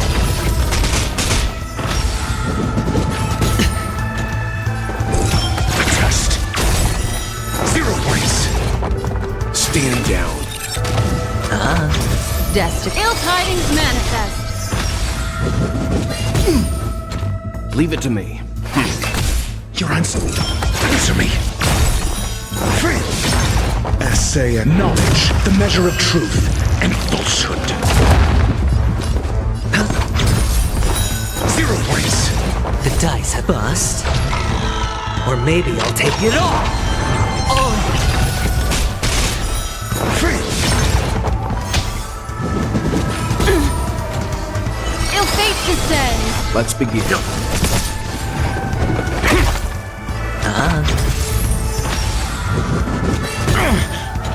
Leave it to me.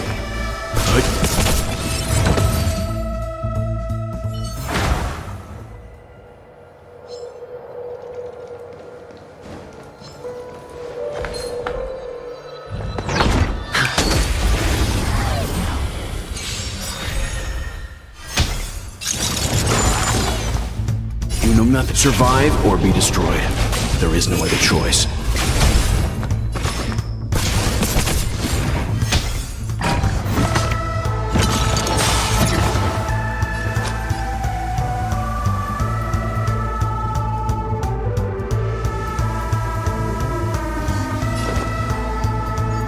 It's on me.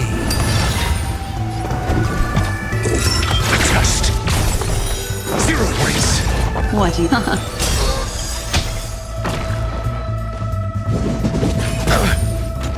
Memories of beneath the waters lies an endless abyss.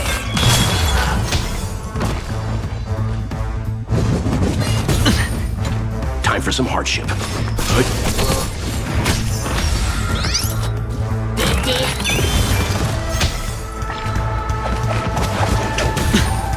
Sure, I'll play along. Answer me. Fail. Watch your head. Destiny is apparent.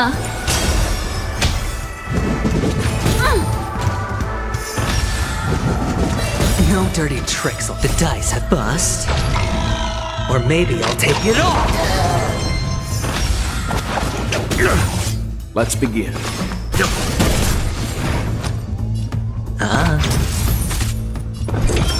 Test. 0 points.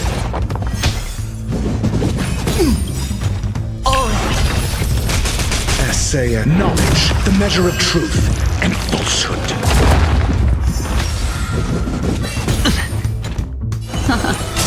Leave it to me.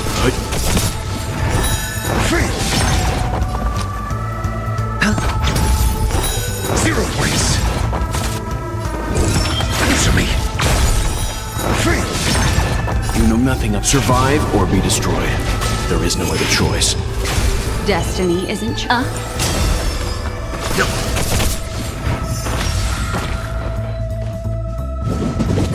No dirty tricks. Watch your head.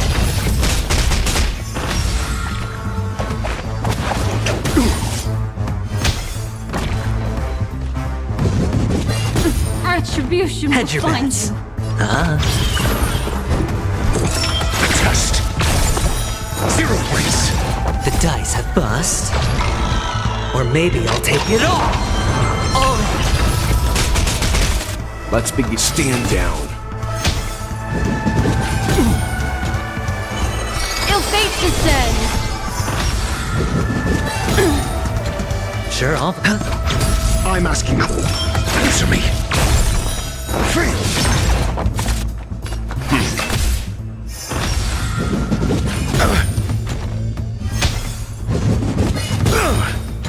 What ill tidings manifest? Hedge your bet. Test. 0 points. Watch your head. SAS knowledge, the measure of truth and falsehood. Stand down.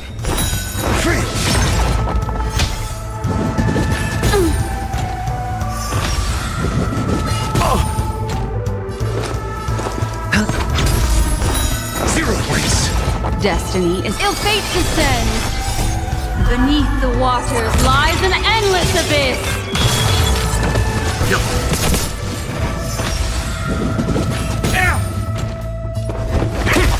Sure, What do you want? Ill tidings manifest.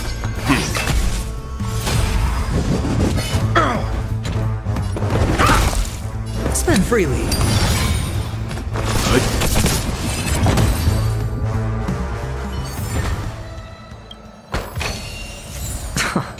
This is hardly enough for a seat at the table.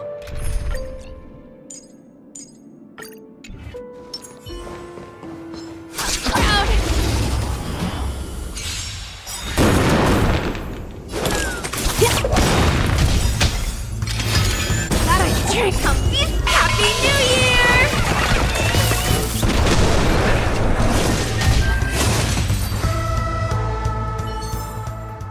That was a heck of a performance!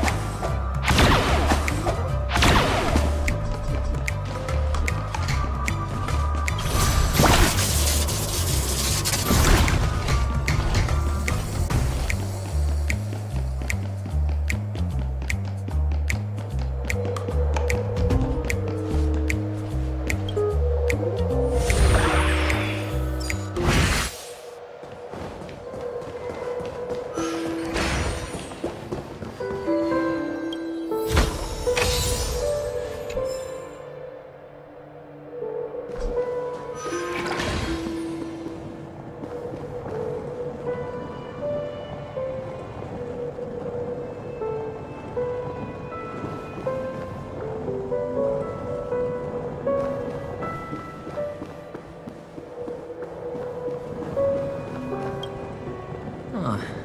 And the nameplate reads Gulliver's Arch. Well, I'm amazed you can remember something this tiny. You know, this reminds me of a tunnel I once saw that could shrink people who passed through it. If I were you, I would shut my mouth. It's wise to remain silent when you should.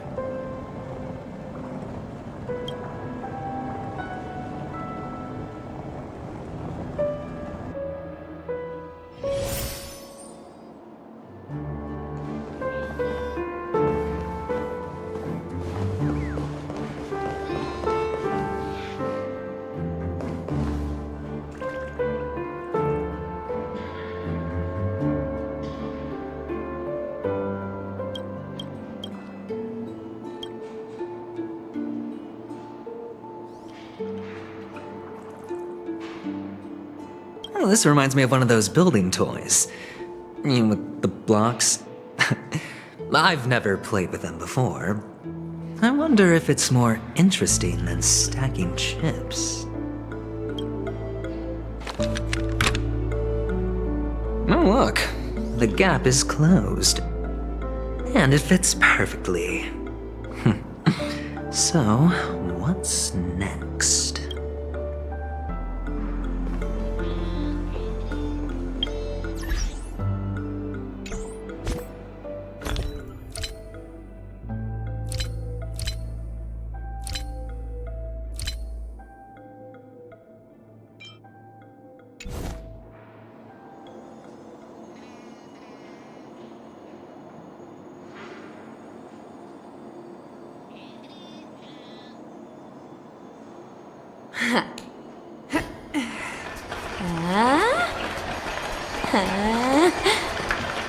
Hey! Ooh.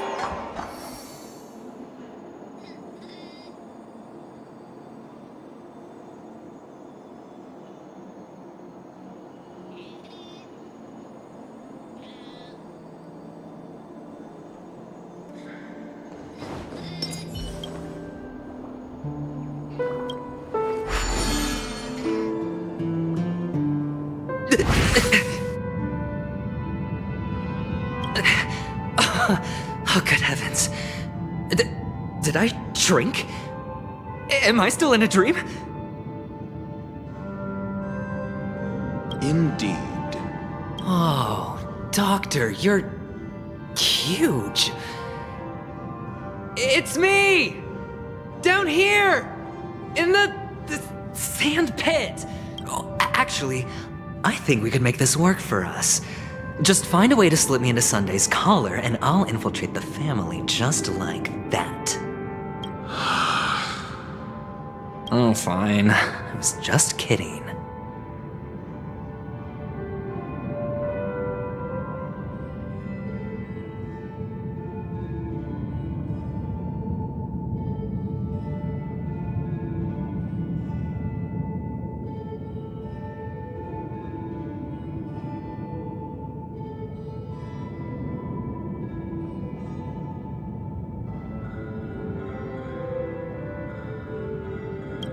Let's find a way to open the door.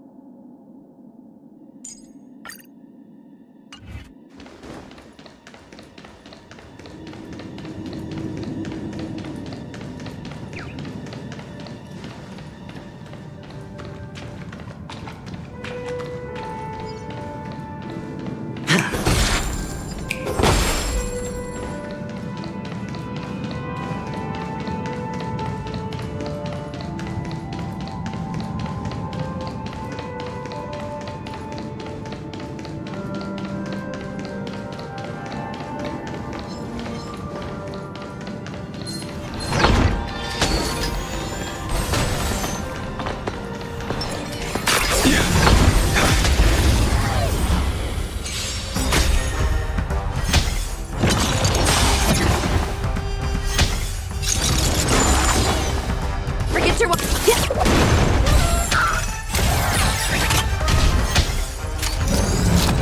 The fight is set.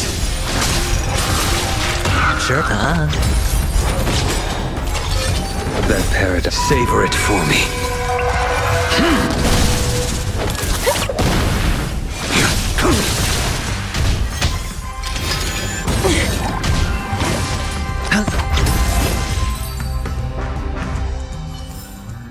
This sword needs sharpening.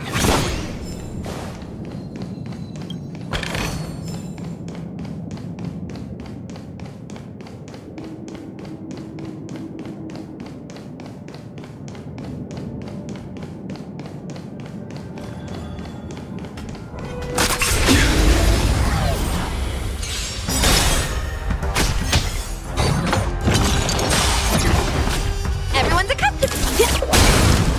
Your end approaches.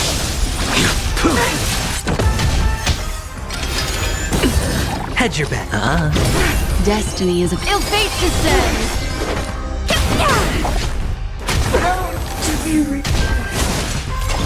Turn out your pockets. The dice have been cast. Bust. Or maybe I'll take it all. A blade knows no mercy.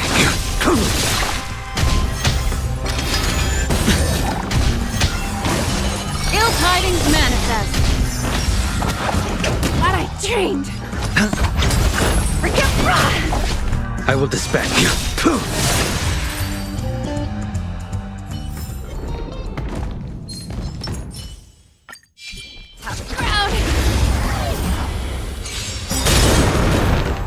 That paradise. Savor it for me.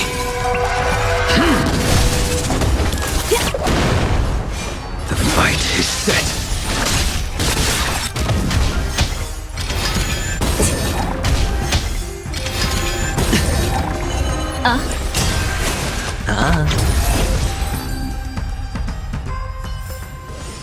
That was a heck of a performance.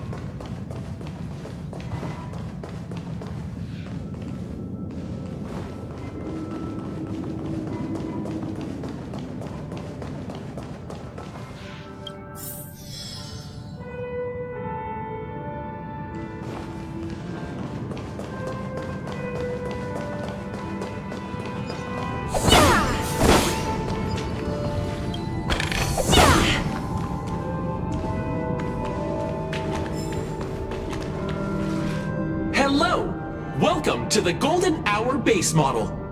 I am an Oak soldier. I will be here to guide you through the tour of the base model. Happy to be of service. And tell me about the tour. Hello! Welcome to the Golden Hour base model. I am an Oak soldier. I will be here to guide you through the tour of the base model.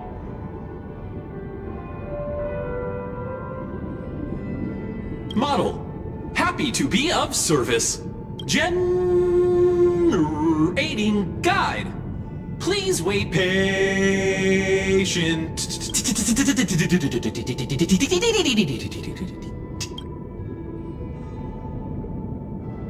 Found the nearest check-in spot. Please look behind me. A capsule machine model.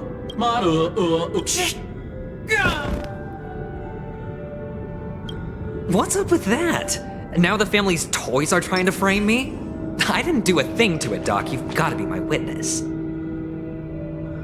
I saw nothing.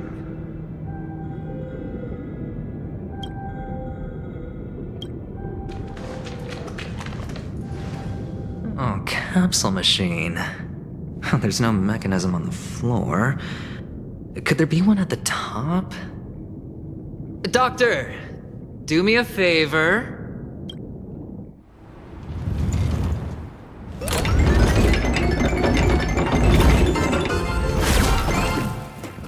So, I was right.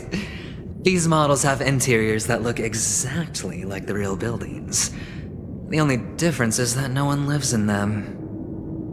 Funny that Sunday puts a miniature that makes him seem like a giant by comparison right where he can see it first thing in the morning. Insecure much?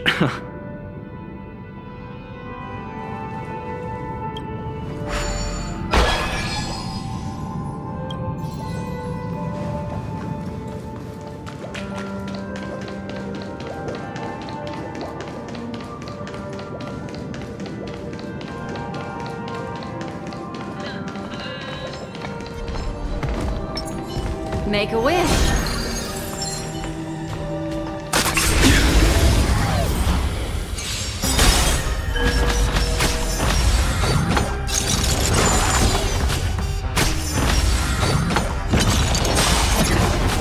Forget your A blade in your end approaches.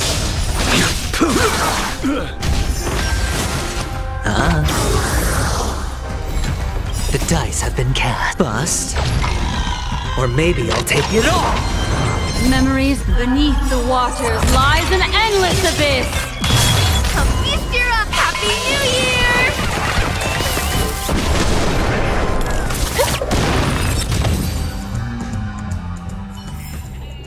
This sword needs sharpening. Oh, one of the fragments flew upstairs. I'll need to use the pinball machine to flick myself up there. But it's tough.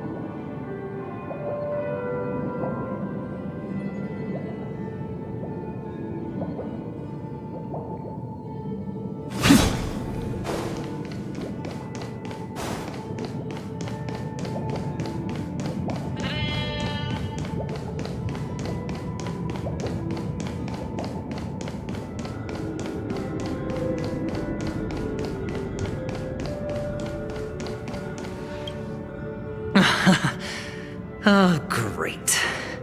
There's another pinball machine base here. And it's empty too.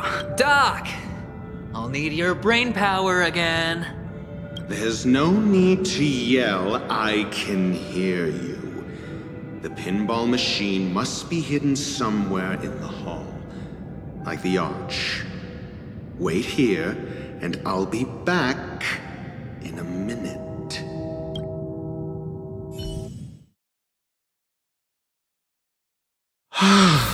Finally, a moment of peace.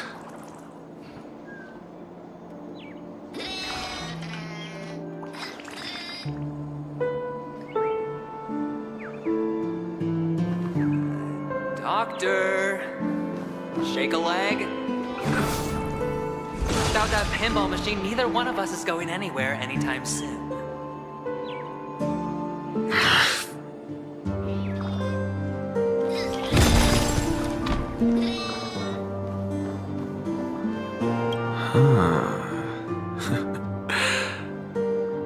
Quite a fascinating contraption.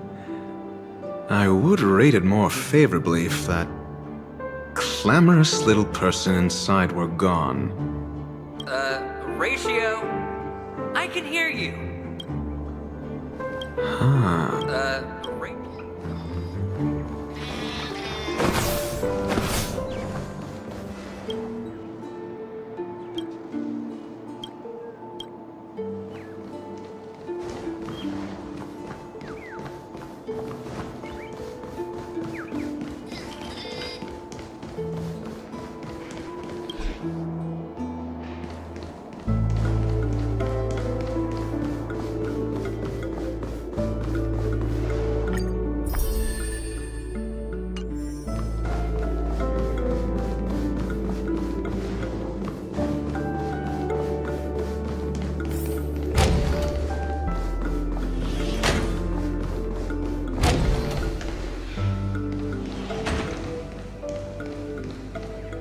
That's it.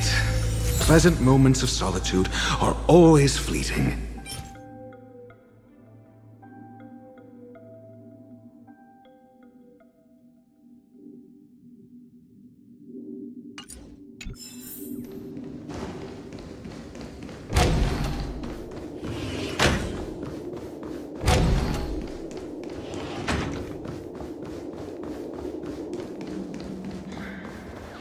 Oh, you're back. Just place it here. Thank you.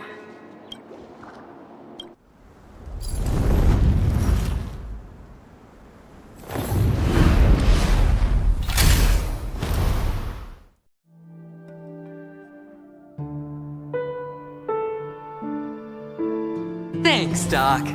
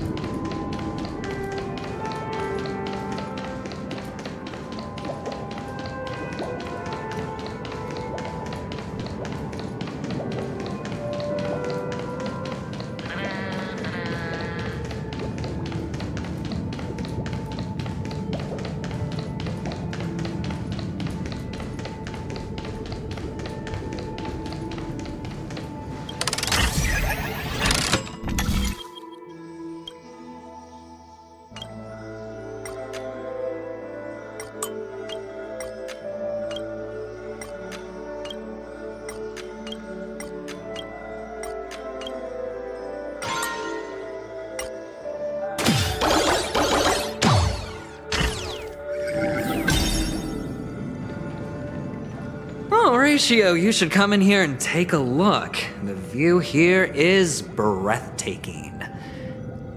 Honestly, you could easily squash me with just a pinch. If that is your wish, I will do so without a moment's hesitation.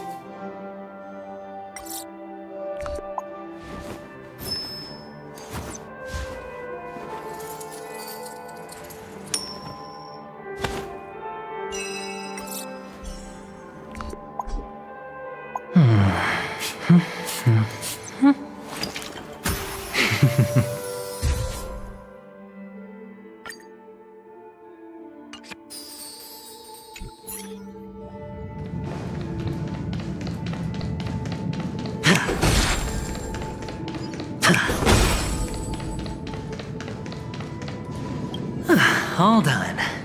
Piece of cake.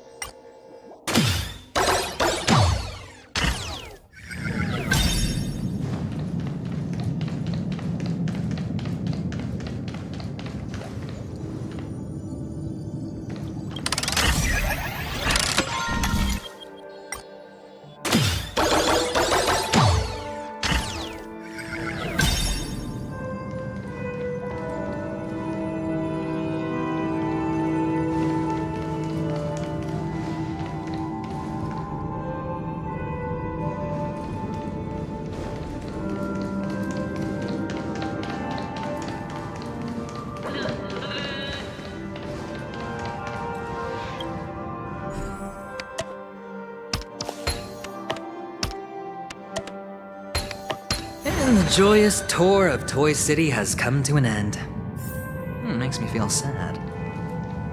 Penacony isn't all bad, right? I'll use this interesting experience as a talking point at the poker table.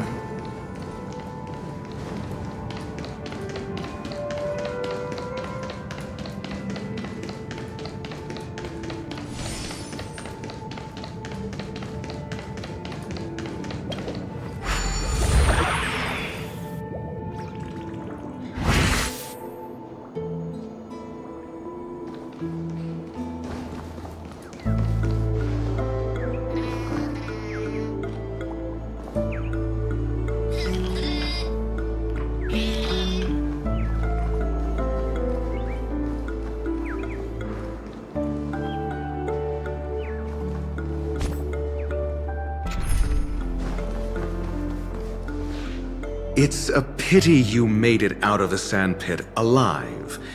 Sunday is just beyond this door. From my limited understanding, he's not someone easily handled. Are you prepared?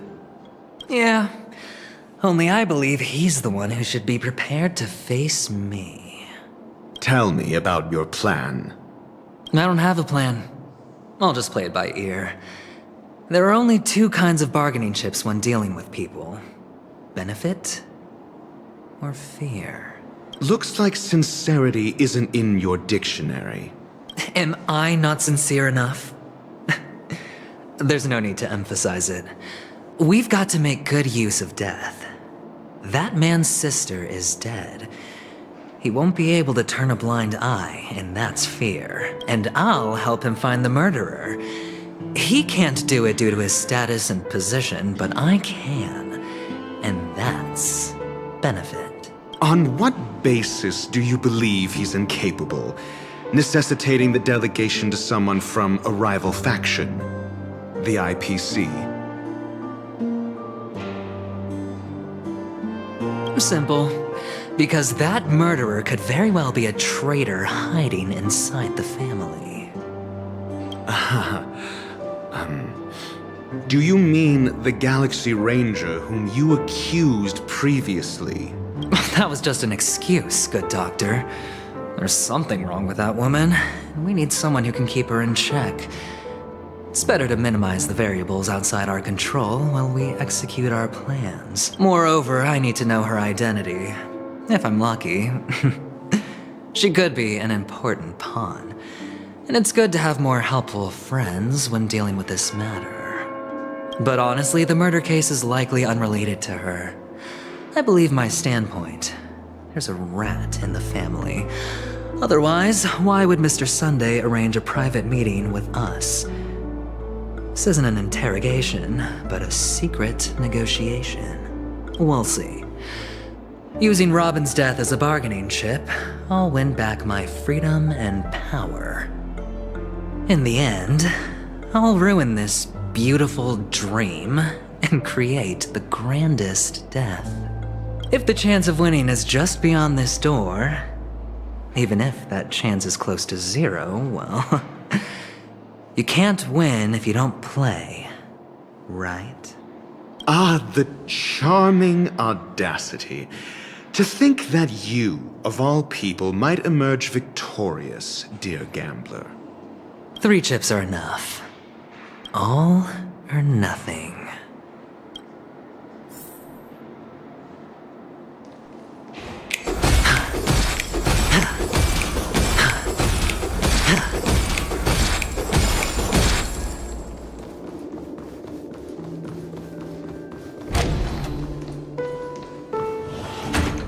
It seems my puzzles are too effortless for you, IPC Ambassador. I appreciate your words. And I see you put a lot of effort into welcoming me, Mr. Sunday. However, this is no way to greet a guest. Well, this isn't an invitation, but a summoning. Before we speak, I need to test your character. I imagine this knowledgeable doctor friend of yours has been of great help, yes? Certainly. You ought to know this better than I do. He's already faithfully fulfilled his duties, hasn't he? Yes, the doctor has assured me of your noble character.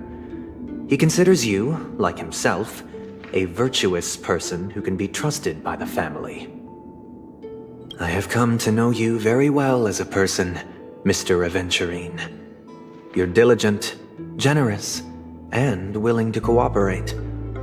The fact that you succeeded in overcoming many obstacles just to meet me gave me the reason to believe in your wisdom and courage. But there's one thing I must ask you. That is, you've used your wisdom at the wrong place to meet the wrong person and put yourself in a situation where you shouldn't be, witnessing a tragedy that shouldn't have happened.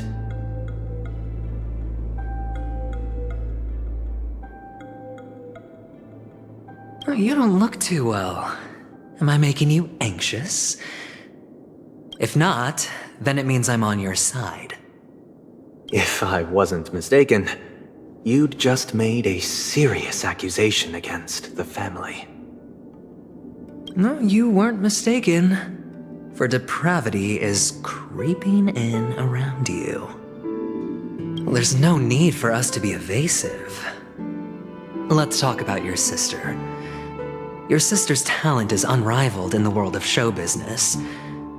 As you know, her voice has been out of tune since she returned to Penacony. What's more disheartening, she can't sing anymore. Who could be responsible for this?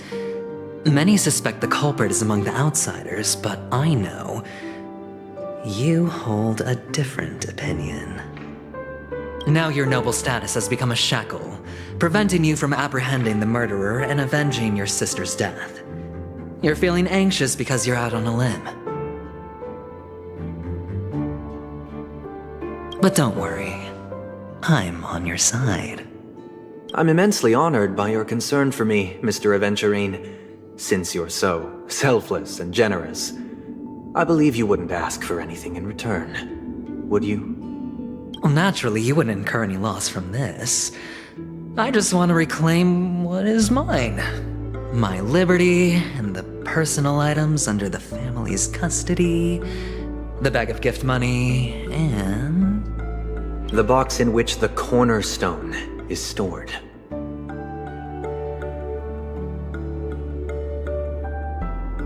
That's right. Cornerstone. I've heard it's a treasured asset of the Strategic Investment Department. A sacred stone that seals the Preservation Emanator, granting significant power, and every liquidation specialist holds one.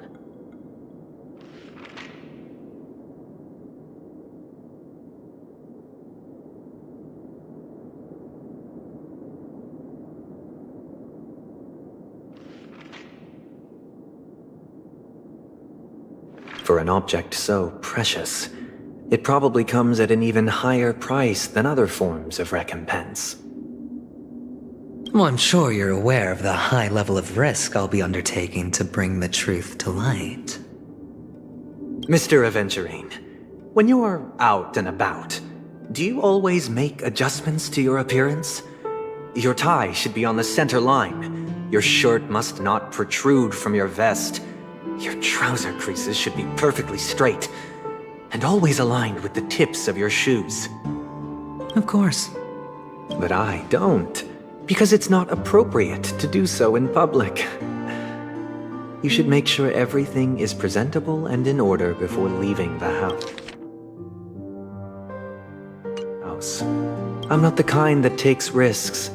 The cornerstone must be in the custody of the family. No room for negotiation? Please, don't let me turn you down twice. Sure. The gift money is good enough. I suppose you wouldn't mind that.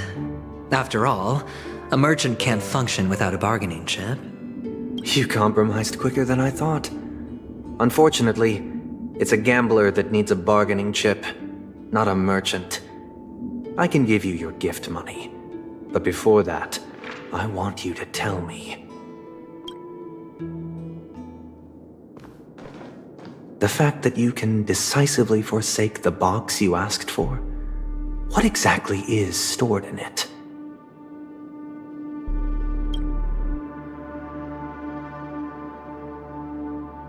Oh, triple-faced soul, please sear his tongue and palms with a hot iron, so that he will not be able to fabricate lies and make false vows.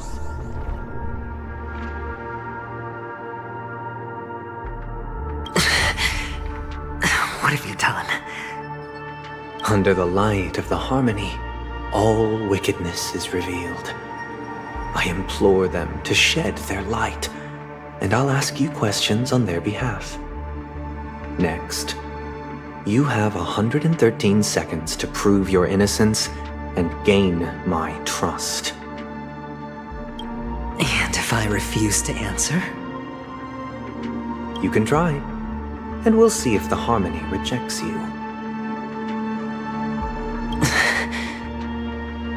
Question. Do you own a cornerstone? Yes.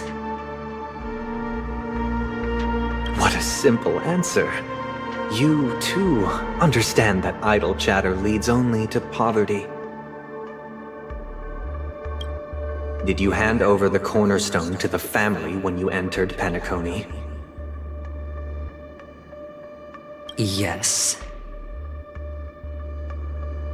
Does the cornerstone you handed over to the family belong to you? Yes. Is your cornerstone in this room right now? Yes. Is your memory free from any kind of tampering or deletion, encompassing but not restricted to the techniques of the Garden of Recollection? Yes. Are you an Avgin from Sigonia? Yes. You even know about that? Do the Avgins have any ability to read, tamper with, or manipulate one's own or another's mind? No. Does it matter? Do you love your family more than yourself? Yes. All the Avgins were killed in a massacre. Am I right?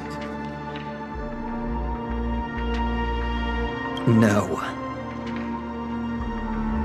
Are you your clan's sole survivor?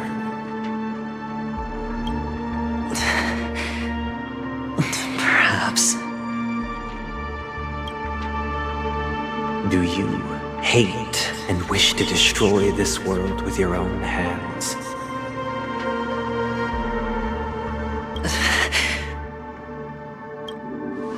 I don't know. Interesting. Now, the final question. Can you swear that at this very moment, the Aventurine stone is safe and sound in this box?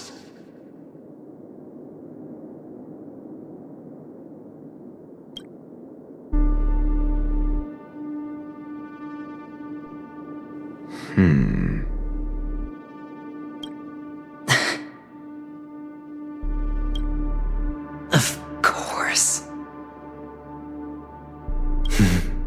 Looks like we can get an answer. Open it, Mr. Aventurine. It's your last chance to defend your honor.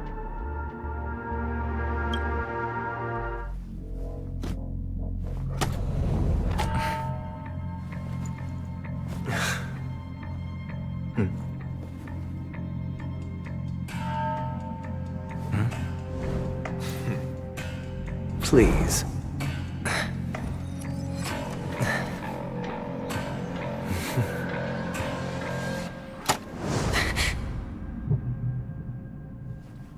Are these what you're looking for?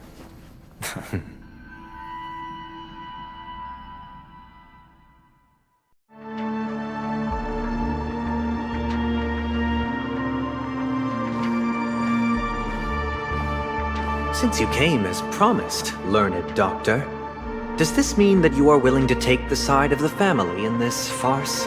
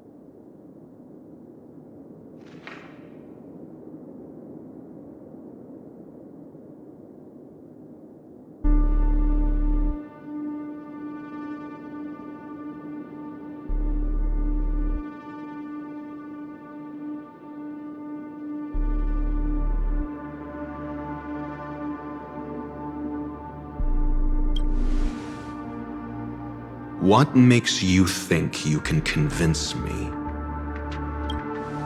I've heard you haven't enjoyed Mr. Aventurine's company. I also understand that you're an avid learner who sees the pursuit of knowledge above all. In that case, you ought to realize that a competent scholar knows their position and wouldn't forsake more vital matters for the sake of petty pride. If you agree to assist the family, I'll share our research findings on the Stellaron. You must be quite aware that, besides the family, no other faction is willing to share such information. If you agree to assist... In that case, you ought to realize that a competent scholar knows their position and wouldn't forsake more vital matters for the sake of petty pride. Cut to the chase. What do you need from me? I need Mr. Aventurine's comprehensive plan. Haven't you confiscated his cornerstone? You can't expect a featherless bird to take flight. But I've also heard the 10 elites in the Strategic Investment Department have united, progressing together in the interests of the IPC.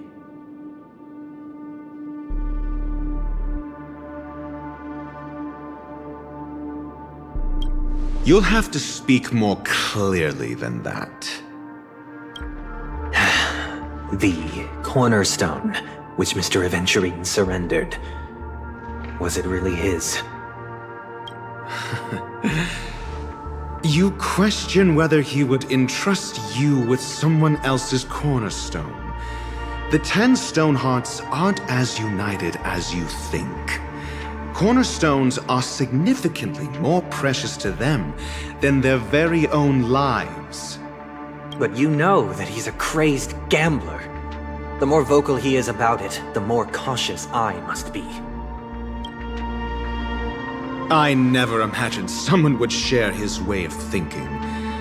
Honestly, you should see a shrink.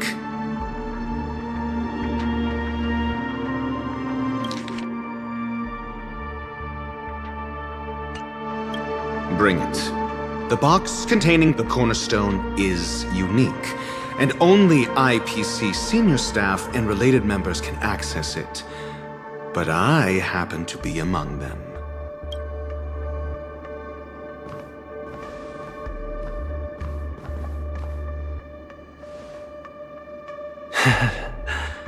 I appreciate it.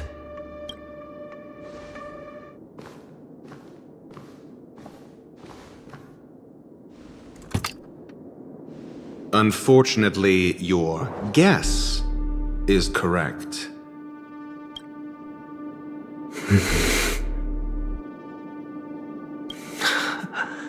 The golden stone. Its color and glow are similar to that of Klepoth's body. This is the very ruse he intends to use to fool you. He won't reveal to you that the 10 Stonehearts chisel their own will into the cornerstones, granting them an unparalleled radiance. And this golden statue is also known as Topaz, not Adventurine, and it belongs to Topaz. So, do you wish to confront him? Not at the moment. I'm more interested to know the location of his cornerstone. The safest place somewhere you'd never think of. Because he never intended to hide it. In fact, that cornerstone has been in your hands from the very beginning.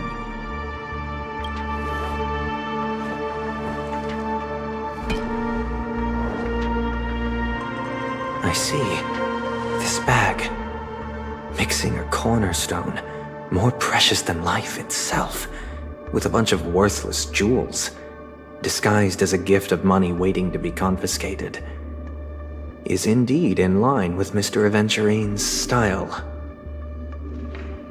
Then he makes up some trivial excuse, downplaying the matter, and requests the gift money.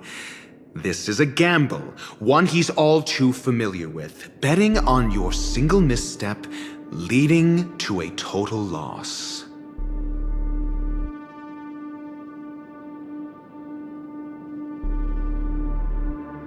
Learned doctor, I am grateful for your help. The family will surely reward a righteous person like you. As for the villain, I hope he retreats in humiliation. It was all thanks to your friend with a keen eye that I could add a blot of utter failure to your storied career. Ratio, you wretch.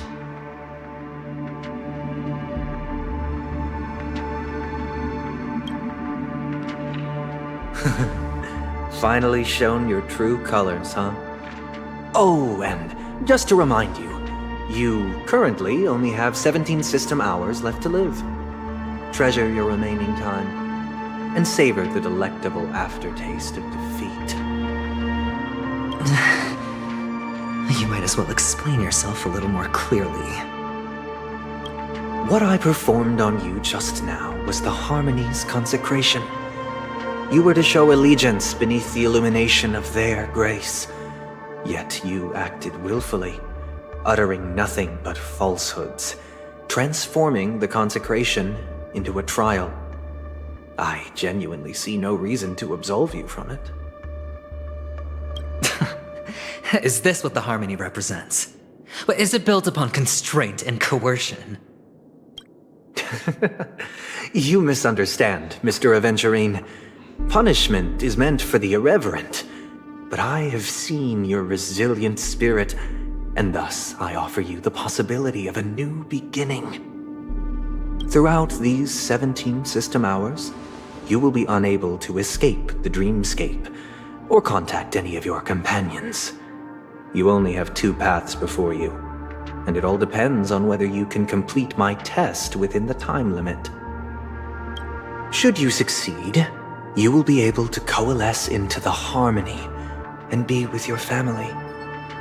If you fail, you will suffer the wrath of the Eternal Centurion and fall into an abyss of doom.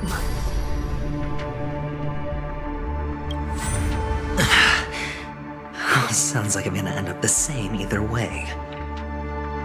I indeed do need a servant to help me uncover the evil hidden in the family from an external perspective.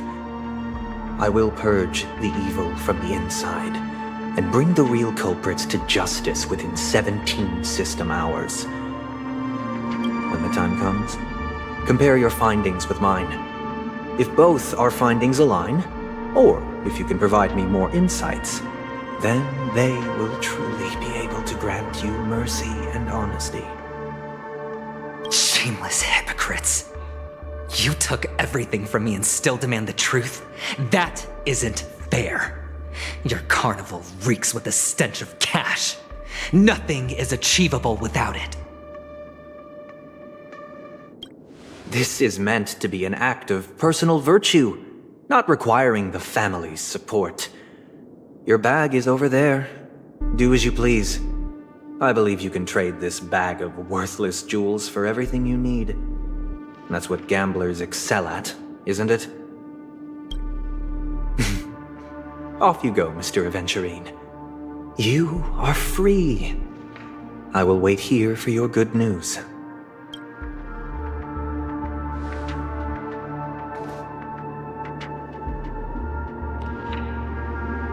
This meeting isn't an interrogation or a negotiation. It's an outright execution. Why would I do that, Mr. Aventurine? I'm just wondering what a passerby who stumbled upon a scene of a murder could have found out. That's all. By the way, before you go, I have a personal question. What is it now? Do you truly wish to bring about the destruction of this world?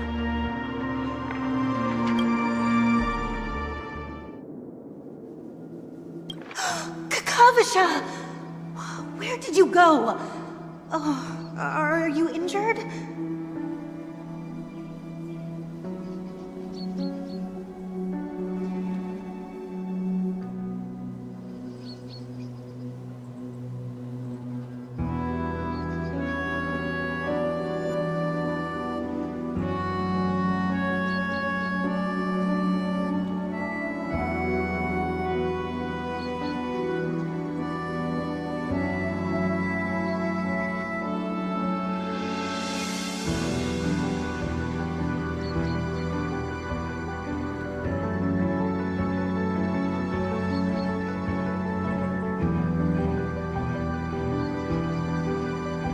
I got it back, sister.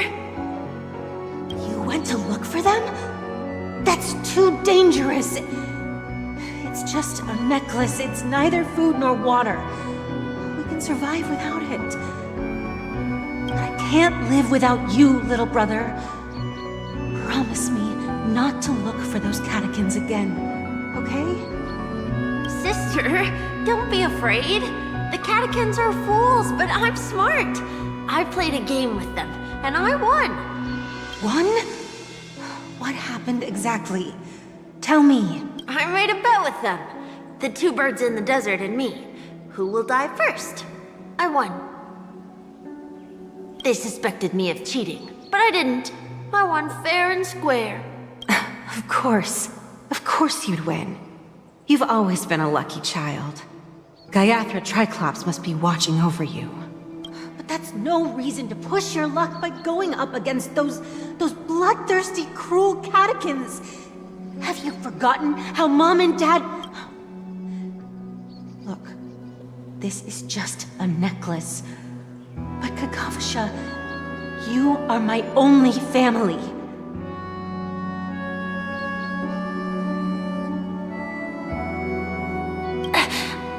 I'm sorry, sister. There'll be no next time. It is important, but not as important as you, my dearest brother. I don't blame you, but you must remember what Mom said.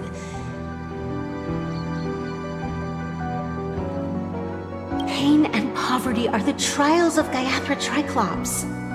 She has also granted us a chance. And that's your good luck, Kakavasha. Your good luck is the most precious wealth we, all Avgin, have. You're a child blessed by Gayathra Triclops and can lead the clan to happiness. So always remember to protect yourself and never resent the pain and poverty you're going through, all right?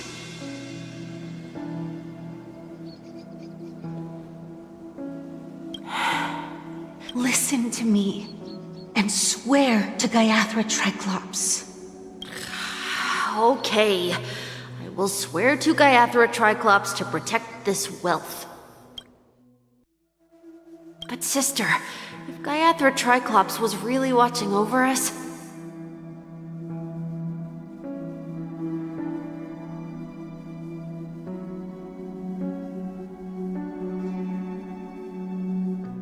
then why did she not protect Dad when he was swept away by the quicksand? After all, Dad went to the Catechins' land only to prepare for Gayathra Triclops' offerings. And where was Gayathra Triclops when Mom was shivering in our arms? Mom was still pleading for Gayathra Triclops' forgiveness under her breath, until the moment she closed her eyes. Sister, everyone praises me for being smart, but I don't get it. If every rainpour was Gayathra Triclops' forgiveness and grace, then how bad were our sins?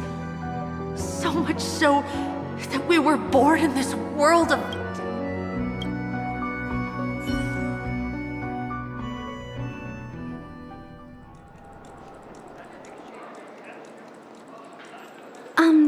Excuse me. I can't seem to find any information on this artist in the Iris family archives. The photo you provided also doesn't show any matches. Just as I thought. I'd like to ask, what kind of traces do people leave when they enter a dream? Are you referring to the records when you enter the dream pool? The equipment will monitor physiological indicators such as heart rate, blood oxygen levels, and body temperature in real time. This data will be included in statistics and handed over to the family for the screening of any data anomalies. Immediate action will be taken once any illegal behavior is detected.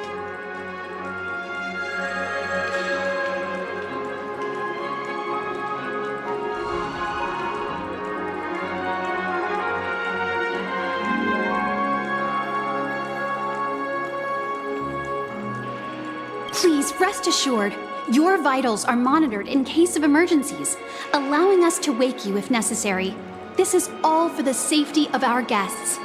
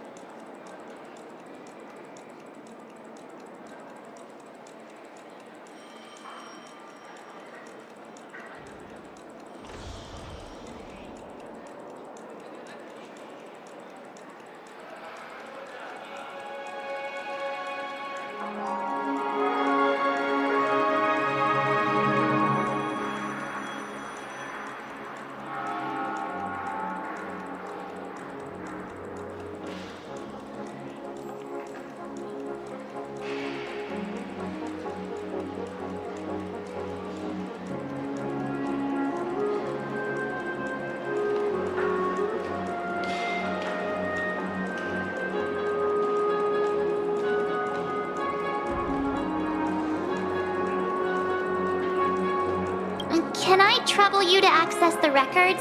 I apologize. The hotel does not have access. This information is managed by the Bloodhound family. We can only gain access if there's a problem. Looks like nothing can be found here. At least we know who to look for next. We can ask the Bloodhound family for information. Thank you for your assistance, Miss Allie. By the way, is Miss Robin doing fine? We are looking forward to her performance. Fine? What does that mean? Is there something wrong with Miss Robin? The preparations for the Charmony Festival have been proceeding smoothly, so I guess things are pretty good. I believe she will be able to put on a spectacular show for all of you. I'm sure. Sure enough, no one knows about Miss Robin. I'm not surprised, but that Miss Firefly is truly mysterious. There's no information on her in the hotel system. Even if she's a stowaway, she should have a disguised identity after entering the planet. She's also in the running for the legacy. How is she going to sneak into the dreamscape unnoticed? Is there any other way to enter a dream? Besides the hotel room's dream pool? The Memo Keepers have abilities that are difficult for normal people to comprehend. In the memory zone of Penacony, they thrive effortlessly, a fact proven to us by Black Swan. The hacker girl from the Stellaron Hunters used extraordinary means to unlock the Dreamscape Hotel's seal. According to the scene witnessed by him, it is likely that they are behind Miss Firefly's case. The Garden of Recollection and the Stellaron Hunters. Both are possible, but what about the IPC? Since they want Penacony all for themselves, they're bound to have a plan. Who are you guys? The Bravo team has arrived at their designated position, ready to execute armed evacuation operation. Boss, get moving! Armed evacuation? Boss, are you drunk? What do you know? It's more efficient this way. Just don't let the director find out. Act first, report later. Understood? Help! Help me! I spent all my year-end bonus on the snowball! I don't want my name on the department's major disciplinary note! Hey, check it out! That voice. Could it be the IPC workers from Bellabog? To all guests, the IPC will be conducting special operations within the hotel. Please follow the staff in charge of evacuation to the designated safe zones, or compulsory measures will be enforced. I'll request a beating for you lot! You've been told not to drink during work hours. Take him back to the hotel room. I'll organize a meeting later to properly go over how this incident report should be written. Miss Topaz? I never thought I'd run into you on Penacony. Long time no see, Astral Express crew. Aventurine has told me a lot about your happenings. Huh?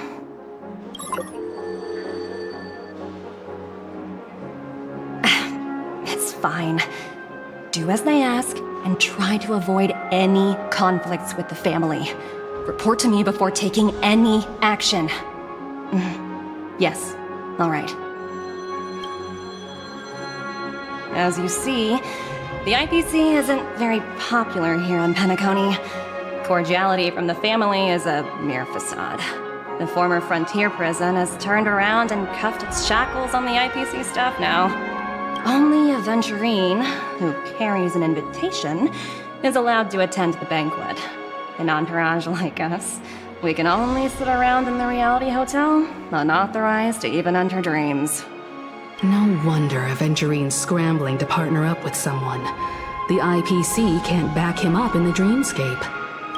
His situation isn't optimistic, I hear. You're all helping to investigate some dirt on the family, are you not? Let me know if you need anything outside the dreamscape. The IPC always treats its partners well. Thank you, Miss Topaz.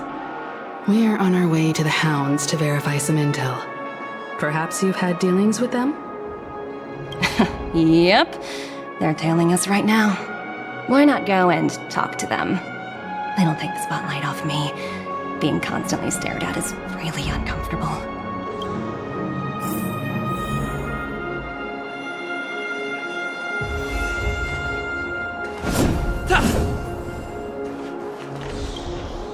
How does it feel to be in business with Aventurine?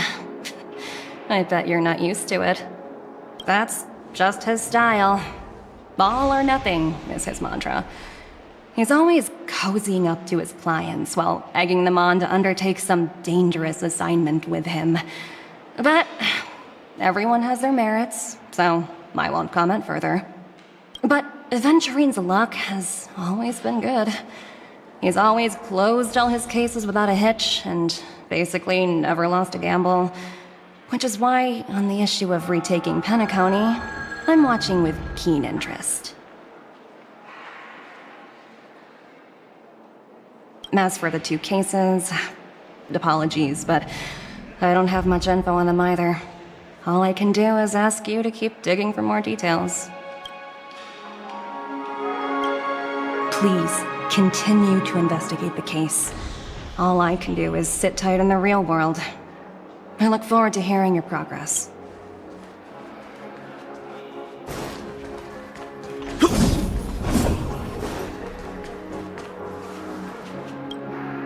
We're carrying out our captain's orders. What do you want? We made a mistake last time, and we're working hard to rectify it now. We don't have time for anything else. Surveilling the IPC executive Topaz, ensuring that she stays put at the Reverie Hotel during her time on Penacony. We've got the right one this time. So that's it. They were the pair who were after Firefly at the time.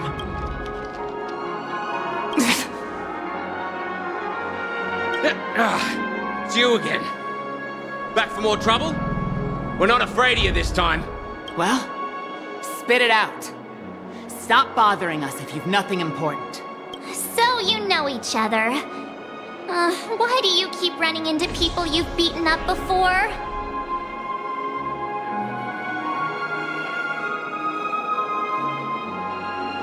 Oh, sheesh, why do you keep asking me that? We're in the middle of investigating a murder case for the family. May we speak to your captain about it?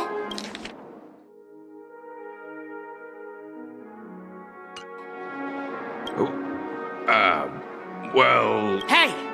The security officer instructed everyone to shut their traps before he returned from Dream's Edge. What murder? You'd better stop spouting. Yeah, that's right. We have nothing to report. Please leave. Looks like they're not going to cooperate. But they did at least tell us that the captain is at Dream's Edge. Why don't we just look for the security officer then? It's probably Gallagher, the one he mentioned, right?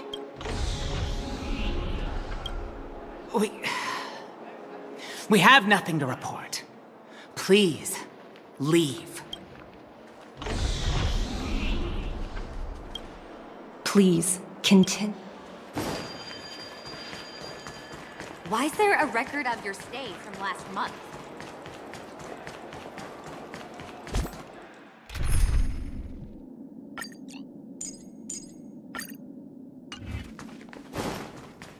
You can actually book a stay on credit.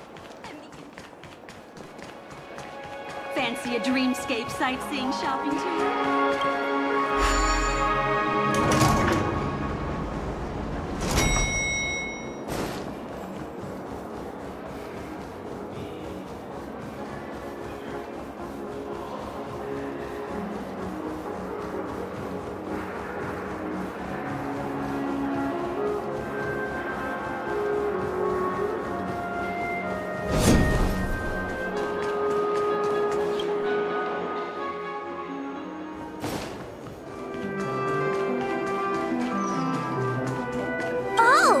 How'd you find it? One peach soul gland? Why isn't there a sugar-free soul gland out there?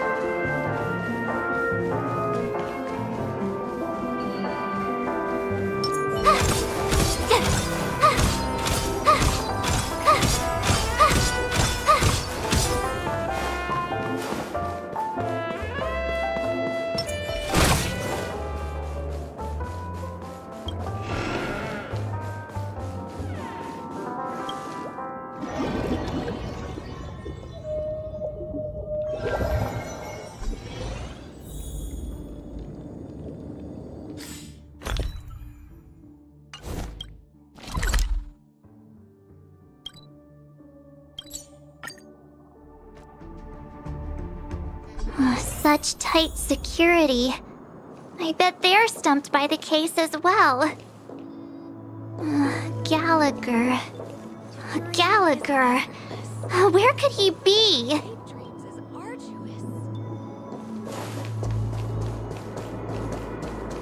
That Colleen is always coming up with bizarre ideas.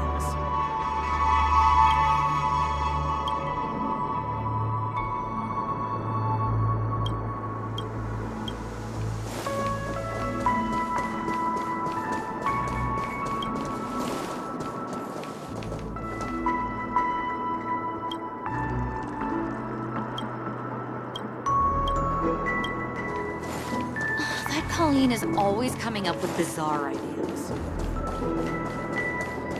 To dream is effortless. But to create dreams... I value orderliness in things.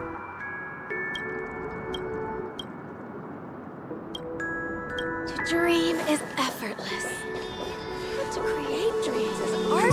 Constructing dreams is something sacred, reflective. To dream is effortless.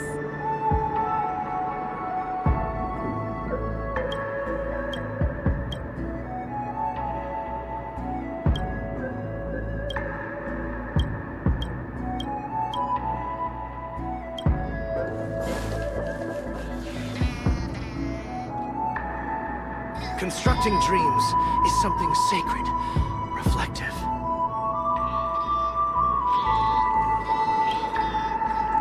I suppose.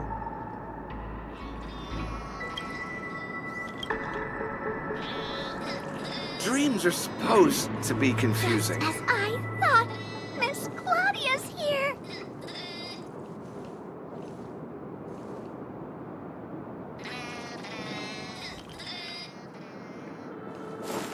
Guests aren't supposed to be here. Constructing dreams is something sacred, reflective. Just what exactly?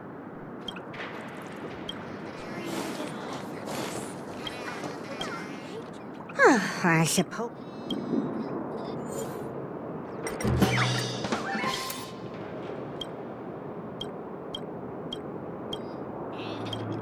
Just what? Constructing dreams. Dreams are supposed to be confusing. Apologies. The Bloodhound family is running an investigation up ahead. No unauthorized personnel allowed.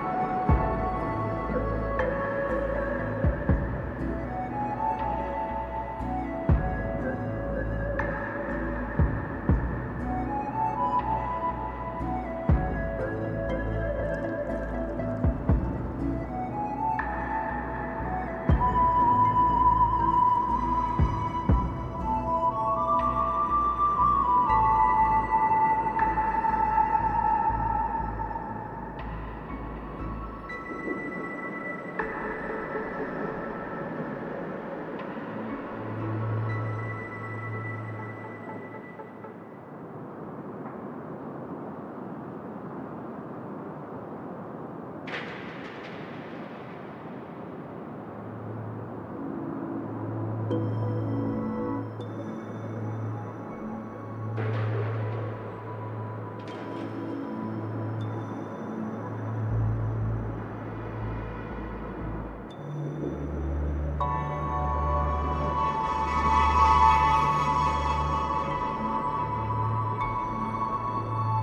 on a minute.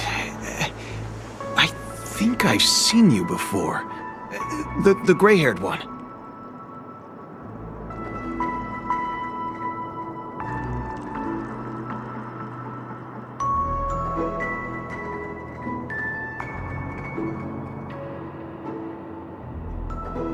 How much trouble have you stirred up exactly on Penacony? You think you look alike? Wait, are you for real? Not possible. It was you the last time yelling about some clockwork friendship while beating me up with that silver-haired girl.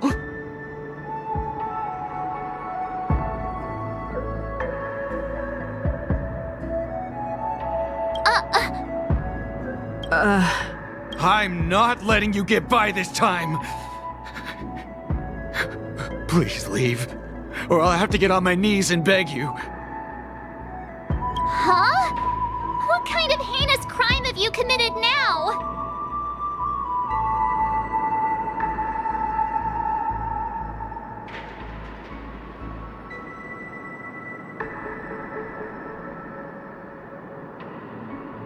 Hold on, sir. We have documents authorized by the family that would aid your investigation. If it wouldn't trouble you, could we see this Mr. Gallagher? Who exactly is this Gallagher you keep talking about? There've been a few people mentioning this name. Even the one with the gray hair.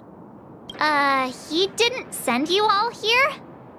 It was the security officer who dispatched us.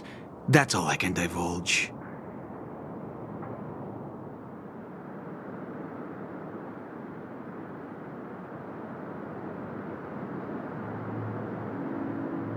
He'll do! He's the one we've been looking for! Sorry, no can do. The boss said that since it's a matter of the family's reputation, no one's allowed through. Everyone, please leave. There's really no need for us to make things difficult for each other, right? We're really sorry for troubling you.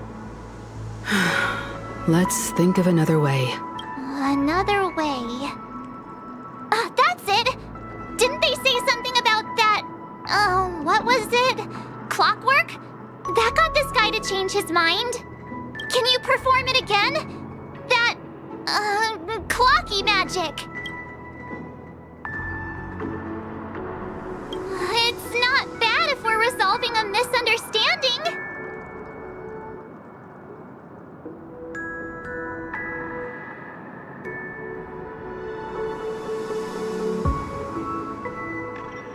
Please?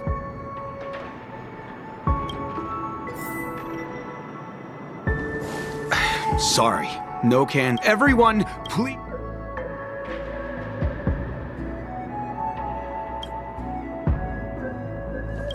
Sorry, no. Everyone,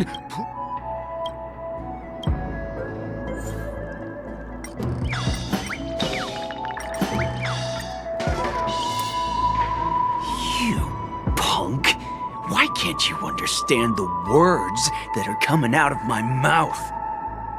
The security officer's word is absolute law. I've told you that place up ahead is off limits. To wind, to rain, even if the Dream Master was here, they aren't getting in.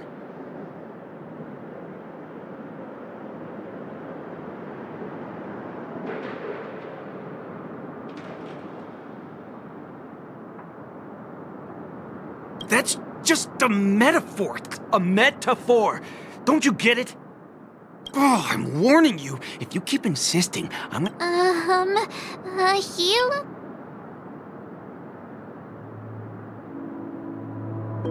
Humans will never understand. Oh, great. Even if Klipop were here, they wouldn't be able. There is no meaning to death and defiance. Why do you not understand? Sweet.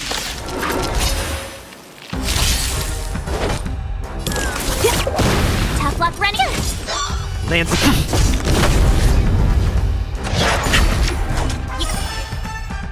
Can't run! Constructing dreams is something sacred. You. The security officer's word. Did you not hear me? Even if the Dream Master was here.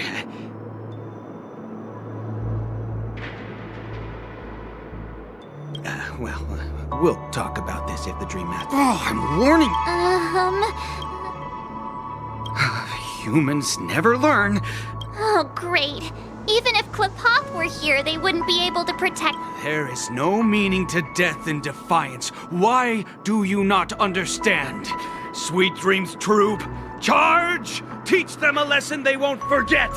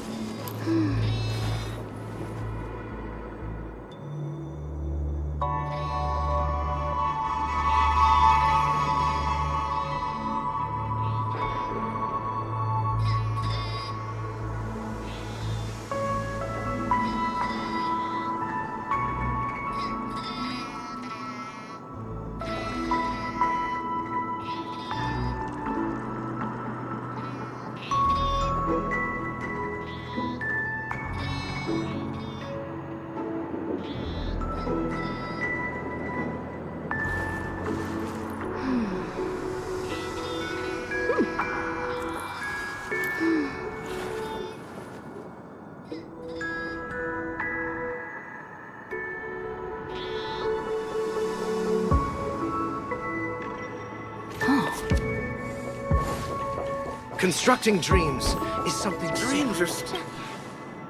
You. The security officer's word.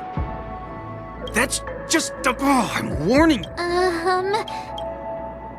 Humans will never understand one another.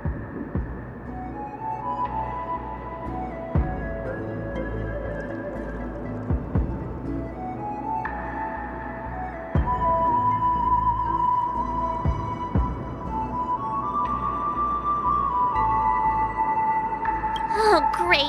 Even if Klipop were here, they wouldn't be able to protect him. There is no meaning to death and defiance. Why do you not understand? Sweet Dreams Troop, charge! Teach them a lesson they won't forget! Forget your wallet? My turn! Here! Land that! Try that again! Gotta try hard. Watch this awesome move! Time for an oath.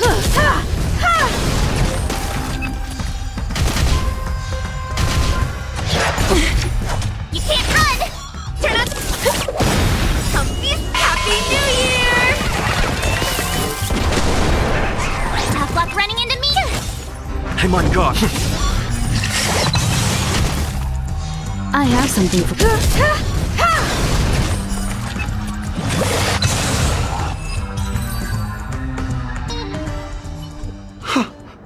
Am I destined to relive this outcome? Looks like you and I have been plunged into a cycle of despair. Oh, what's he talking about? However, this time, I will sever the chains of tragedy. The only way any of you will pass is over my dead body.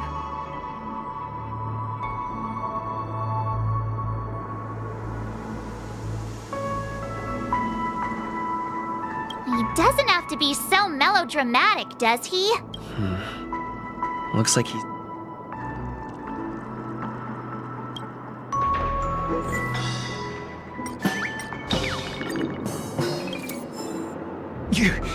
You lot. Sorry, but human lives and the family's reputation are at stake. It is imperative we know everything about the case.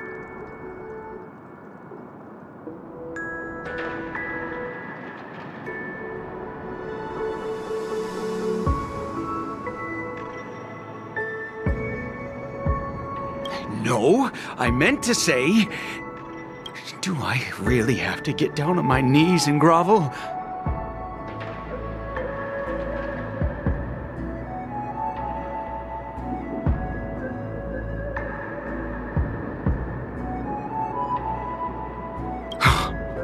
I didn't think you were the type who would kick someone when they were down. If that's the case, I'll just have to acquiesce to everyone's wishes. Lower my esteemed head and plead with everyone. No. No need. Standing is just fine. You don't need to do that.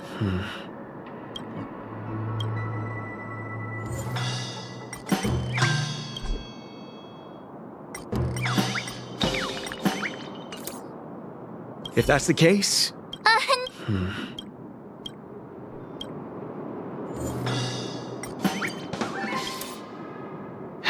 Let me see what time it is now. Whoa! It's this time already! What? Time to clock out! And no one's gonna stop me. What? Huh? This clockwork trick of yours, it's kinda dangerous.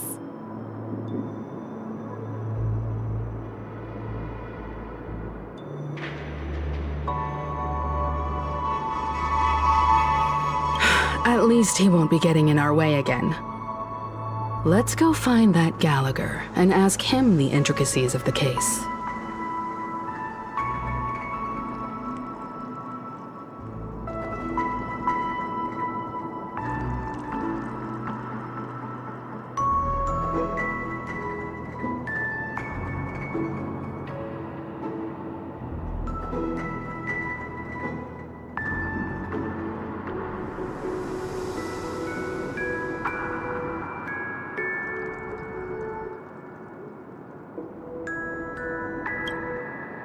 I was wondering what all the commotion was. Huh. Oh, it's you guys. Welcome. Since you made it here, what can I do for you? Hello, Mr. Gallagher, sir. Judging from your tone, it sounds like you were expecting us.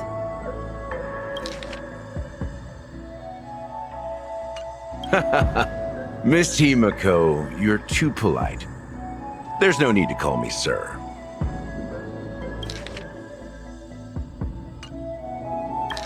Hello, Mr. Gallagher, sir. Mr. Gallagher, you even know my name.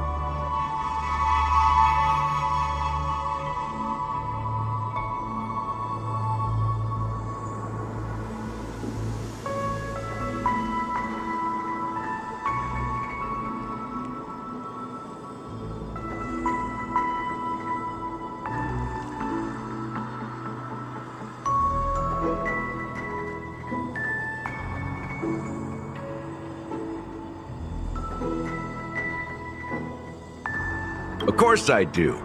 You folks are from the legendary Astral Express, and honorable guests of the Watchmaker.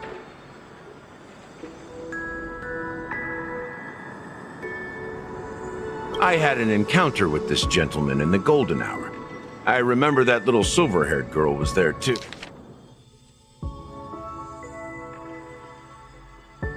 Mr. Gallagher. Of course I do.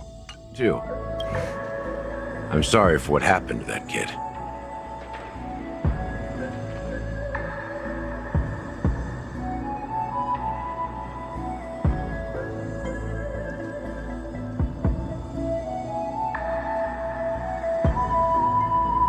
This is also the reason why we've come to visit you, Mr. Gallagher.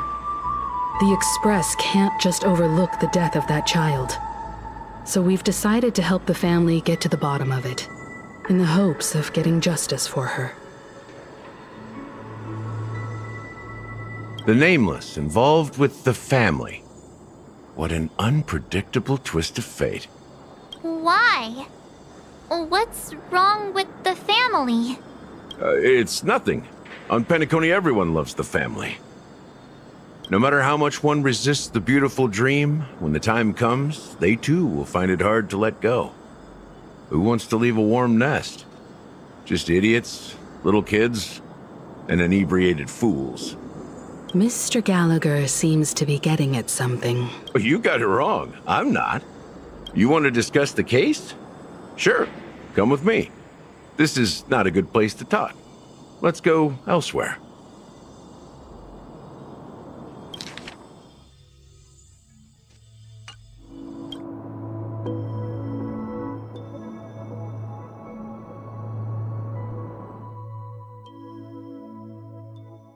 Even after that chilling tragedy, this dream is still running effortlessly. Other than the family of the Harmony, it's hard to imagine any other power in the universe that could sustain a building of such magnitude.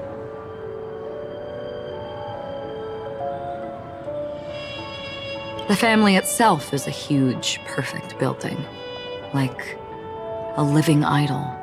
Each member of the family sees themselves as a piece of the divine puzzle, revolving around a singular core and a shared ideal. Under their command, they loyally fulfill their roles, offering themselves while also receiving sustenance in return. Interesting analogy. Perhaps that's why Penacony's beautiful dream has persisted for so long. But the human body has its limits, and so does the divine's. That doesn't sound like the kind of comment a Galaxy Ranger would make. Just pointing out the facts. Mr. Yang will definitely have a better sense of what's going on than I do. Why do you say that, Miss Acheron? The beautiful dream is crumbling. But not because of a particular eon, a particular faction, or a particular visitor. Its collapse stems from a certain inevitability of human nature. The family refuses to acknowledge this, and it has ultimately backfired and become a catalyst. As people immerse their souls in the dreamscape, where consequences and pain cease to exist, and only ease and pleasure prevail, they draw closer and closer to necrosis. Regardless of the perceived bliss, death looms as the inevitable conclusion. Also, this necrosis will diffuse and spread. One piece of the puzzle's mutation will eventually cause the entire building to shake, break, and crumble. In the end, the dreams that people built in the name of freedom became the cage that imprisoned them. I'm sure you've gained a lot from this trip, Miss Acheron. Are you willing to share your findings with me? Of course. That's if I remember.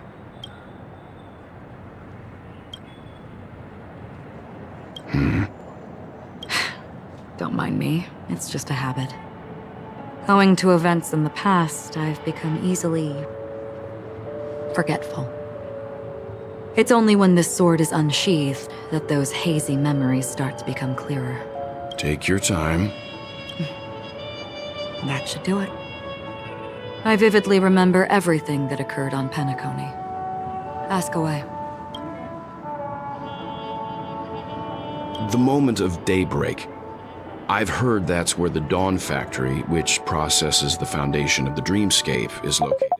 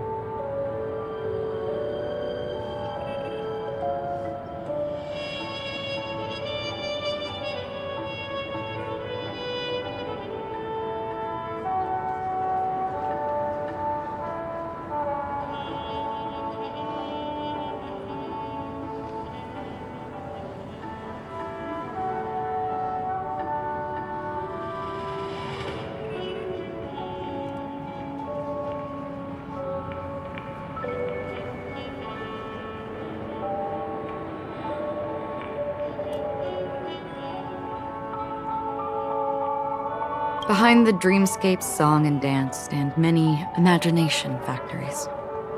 Workers create all kinds of whimsical works day in and day out in their dreams. Then they return to reality and sleep on a narrow bed in a room.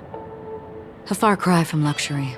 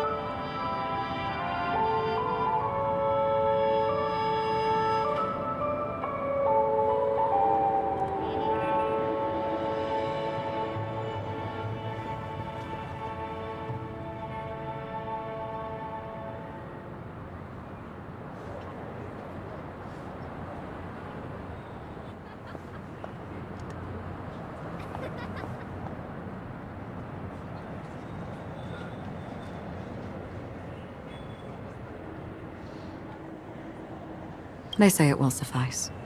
Experiencing the bizarre and motley dreamscape is the best reward. There I encountered a young woman who had just come of age, the perfect time to indulge in beautiful dreams. Her greatest wish was to one day move. Behind the dreamscape's song and dance stand many imagination factories. Workers create all kinds of whimsical works day in and day out in their dreams. Then they return to reality and sleep on a narrow bed in a room. A far cry from luxury. They say it will suffice. Experiencing the bizarre and motley dreamscape is the best reward. There I encountered a young woman who had just come of age, the perfect time to indulge in beautiful dreams. Her greatest wish was to one day move to the golden hour and see the magnificent garments she had woven with her own hands. To the golden hour and see them. For certain reasons, her wish was difficult to fulfill. But I managed to bring her a garment. Gilded Hour. It's said to be Penacony's currency center. Yes. It is a fortress-like financial city, the economic heart of the dreamscape. The Pepeshi people of the Alfalfa family are there to keep it running, sending blood that is made from money everywhere on Penacony. Everyone there is exquisitely dressed and always in a hurry. The greatest wish of the local Pepeshi people is for their future generations to work in the Gilded Hour. I've never met anyone who is willing to talk. I could only stand at the crossroads, watching crowds of people hurrying like the wind through the jungle of steel, only to deposit the alfalfa. I don't know if they would open the vault door, but before I left, I witnessed a well-dressed Pepeshi person plummet from the sky, while those around him continued on their way, unfazed. I hear the Blue Hour is very romantic. Do you have any tales to share? Perhaps Mr. Yang has heard. There is a large boat called the Eventide, anchored along the Sea of Dreams, where soft music and dancing persist endlessly every night. I ran into a wizened lady there. She was at the dock, waiting for her long-departed lover to return, waiting for countless hours within time that stood still. In the humid sea breeze, she spoke of her own youth. Like many who desired wealth and love, they came. Finally, she suggested we continue our conversation on a boat in the shallows. I agreed and boarded the boat with her. But she never said anything. Her eyes absent-mindedly gazing at the horizon for what seemed like. Finally, we retreated to the beach. The dreamscape of chic, luxury, and consumerism, the moment of dusk. My companions have been there too. Then you all must have seen those who are attempting to realize their dreams. Or have realized them, scattering money as if it were dust and betting it on all or nothing. Everything has a price, and everything can be bought or sold. Even dreams themselves. I saw an Intellitron there, who was preparing to auction himself. When someone wins a bid under stipulated periods and rules, he would do the buyer's every bidding, becoming that person's very possession. That Intellitron had been auctioned off a dozen times, and I participated in his 13th. That was the grandest. This time around, there were no successful bids for him. This is what I've seen and heard along the way. Someone once said to me, Penacony wasn't like this a long time ago, nor should it be. I've traveled through the reality and dreamscape of the planet of festivities, watched the tides of night rise and fall when time stopped for people,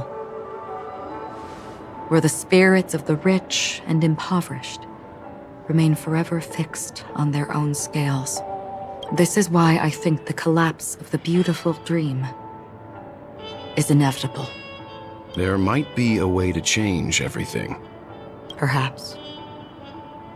But if this is indeed the world that people desire, if this is precisely why life chooses to slumber, should we still seek to change it?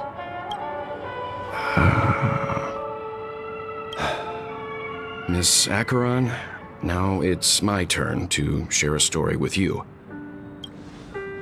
There was a man from my homeland who, at a time when the world was grappling with deep, unhealable pain, made a choice.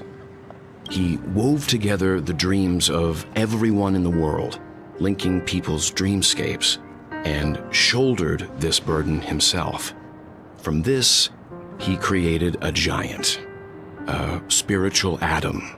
And since that moment, the giant stood between heaven and earth, becoming the pillar of the world's existence.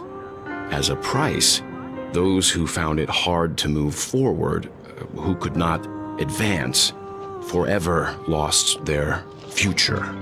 They slumbered in a dream, devoid of disaster and pain, living out their days peacefully in the man's created utopia. And it is because of the wishes of those people who wished not to awaken that this spiritual Adam became unbreakable. And yet, you stand here right now, which also means that man failed.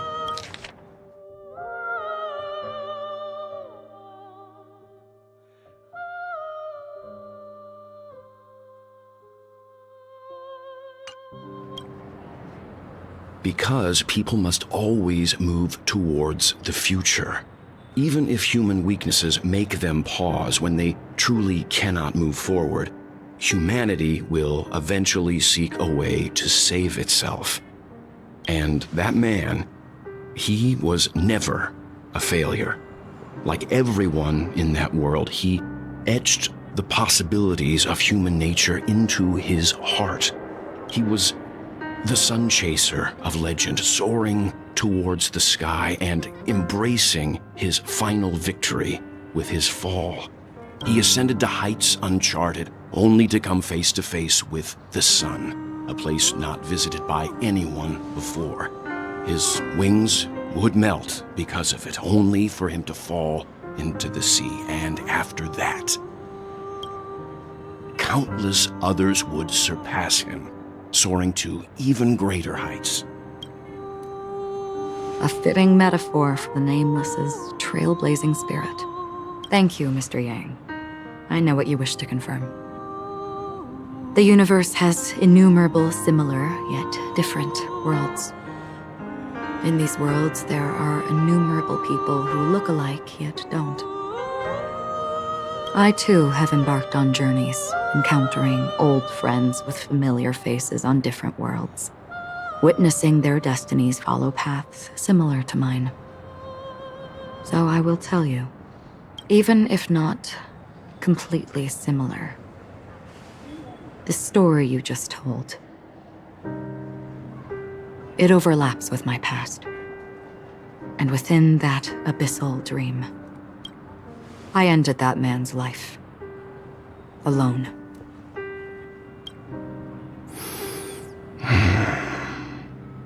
I am not who you think I am. Nor will my home be as fortunate as your world.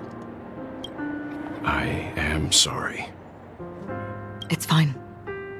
I don't mind, so long as I can alleviate your suspicions. There's something I still wish to know, Miss Acheron. Under that representation of the hunt, exactly what sort of power is it that has motivated your solitary journey thus far? Mr. Yang, before answering that question, I wish to continue the previous topic. I like your analogy very much. Indeed, birds are born to fly. But in a distant past, their ancestors could only gaze at the sky in envy. They saw that faraway ray of light from above the heavens, piercing through the clouds and blanketing the earth. And so, time and time again, generation after generation, the birds spread their wings and took to the sky. Then, what if the last bird finally soars into the sky, only to realize that the end of the light is not the sun, but darkness? Then why, exactly, do we even walk towards the light?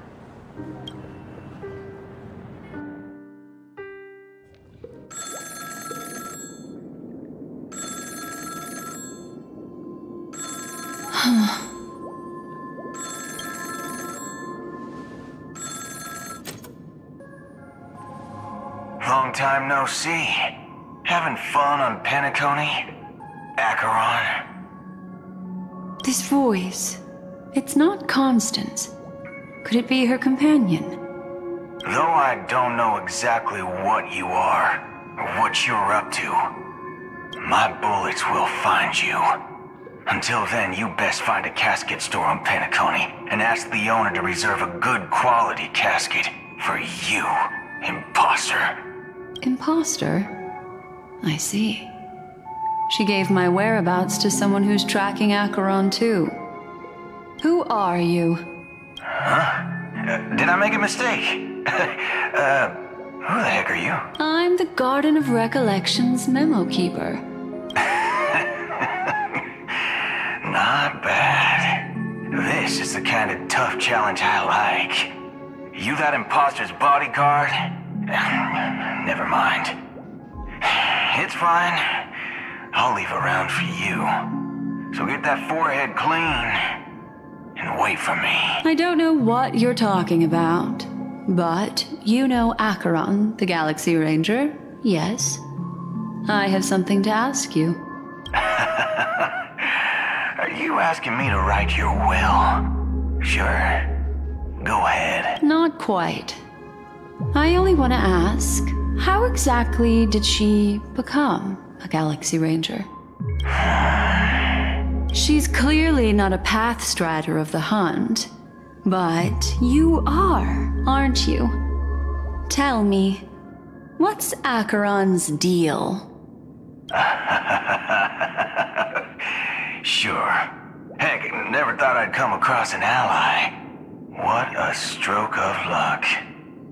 Well, I'll be on Penacony soon. Memo keeper, go buy a bottle of Asdana's white oak and warm it up. And I'll raise a glass to you. That lady's passed. Well, nobody knows. But if all you want is a simple answer, sure, you best get a chair and take a seat. That woman, named Acheron, is an emanator who should not exist.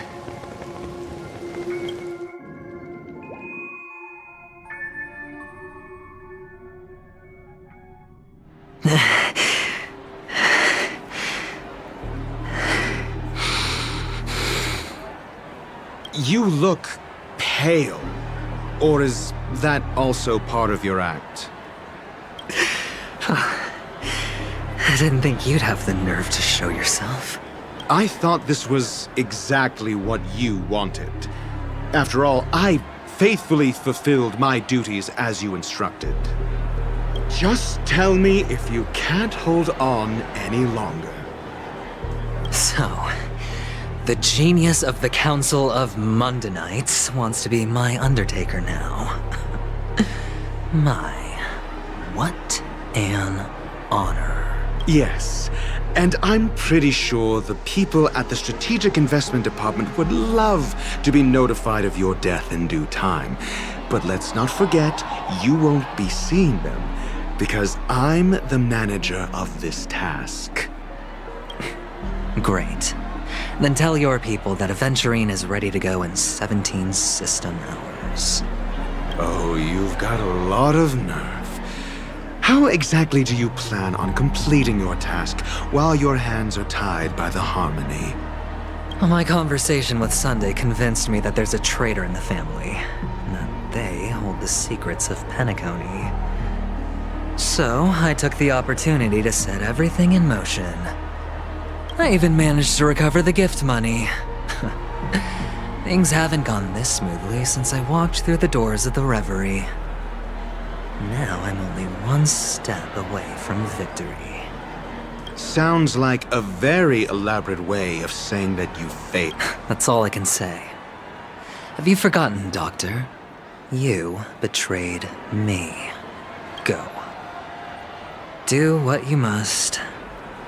I look forward to the sight of the IPC fleet surrounding Penacony. You've achieved what you desired, haven't you? That's true, but what's your plan? Did you conceal an orbital support beacon in that gift money bag? Well, who knows? Maybe that's why I'm handing out cash even when I'm about to bite the dust. You are indeed a gambler. An insane one at that. Well, maybe I am. Who knows? Fine. Here, take this. Open it when you're on your last legs. You'll thank me. What's this? Medical advice?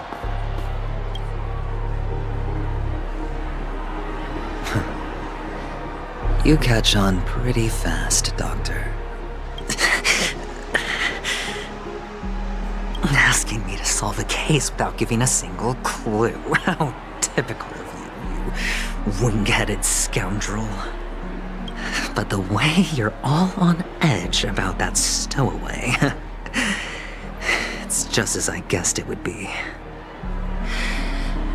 As for now, let the rain of wealth from the IPC fall evenly on everyone.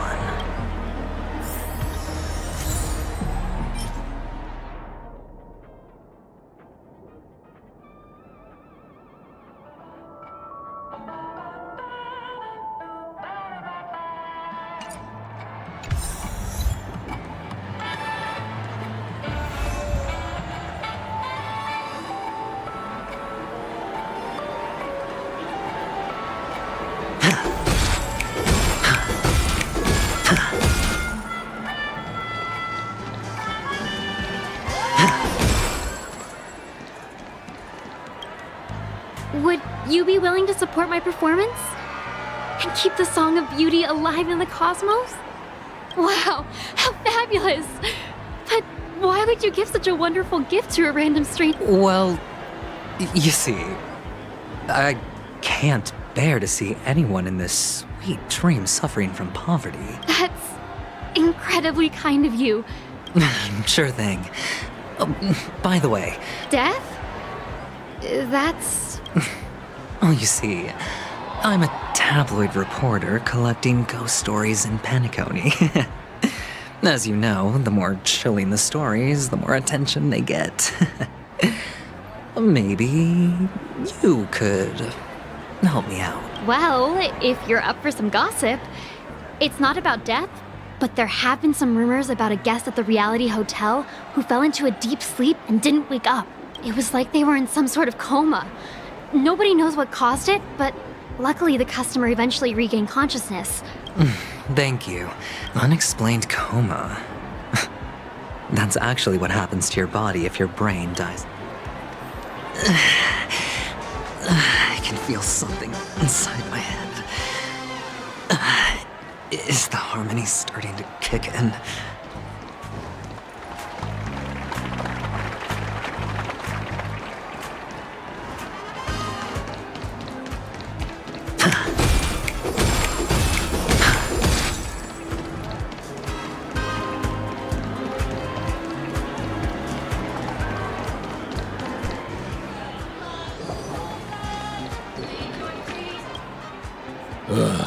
The world has truly lost its way.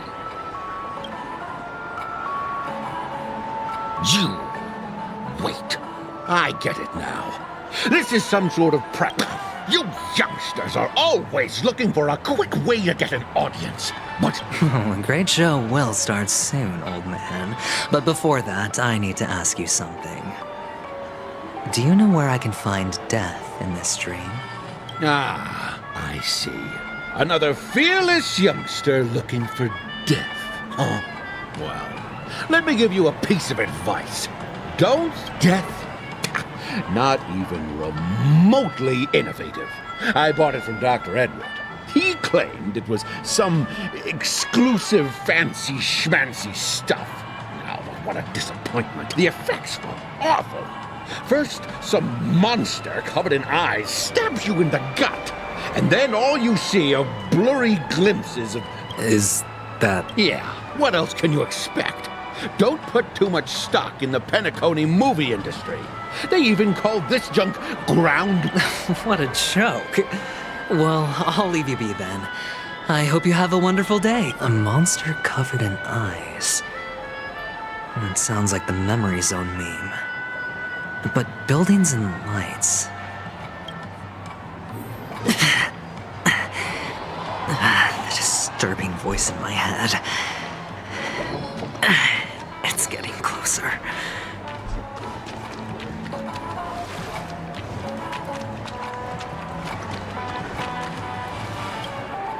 A sip of liquor. A blissful reprieve. To drown. Oh? You're giving these gems to me? Didn't expect to meet such a generous soul in this place. Or are you just pitying me? Well... You really shouldn't drink so much Soul Glad, my friend. It's not good for your health. Oh? The devil of Soul Glad? Care to elaborate? They say it loves to appear to jump people. Yeah. Does everyone have to go through so much torment before joining the family? Darn it. Now I just want to dig out my brain and use it as evidence. A sip of liquor.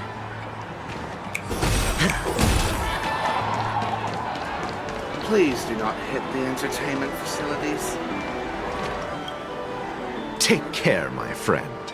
If you ever find yourself in danger, remember that the hounds are always ready to help.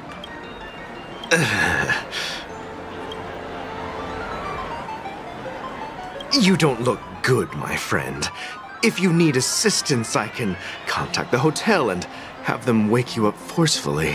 That won't be necessary. I have some business to attend to. But thank you all the same. All right, then.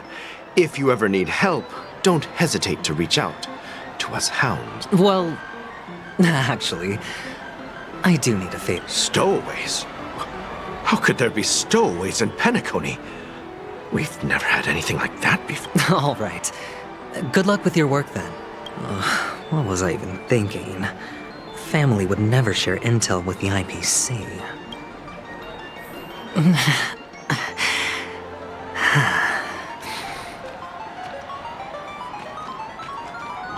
This is the one.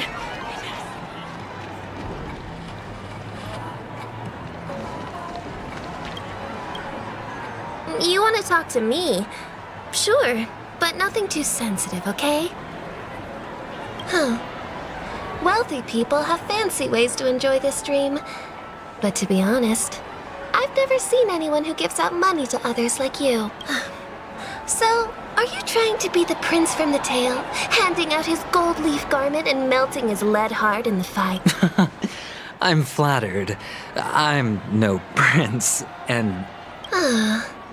Another curious soul. I see. How did your boss talk you out of... Well, she simply said, covering baseless urban legends like that would make us look like some third-rate tabloid. I thought about it, and she had a point. Reporting on stuff like blowing out birthday candles and getting spooked by nightmare ghosts isn't exactly professional. Guess she's got a point.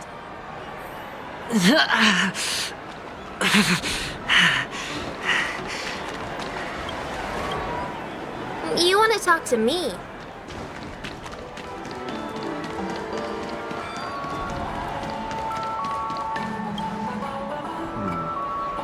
Were you wanting to talk to me? Sorry, I thought you were checking out something behind me. Is this a gift? For me? Yes. Is this for real? Someone is actually giving me a gift. Not for my parents. No, it's not much. I just want to ask you something. I knew.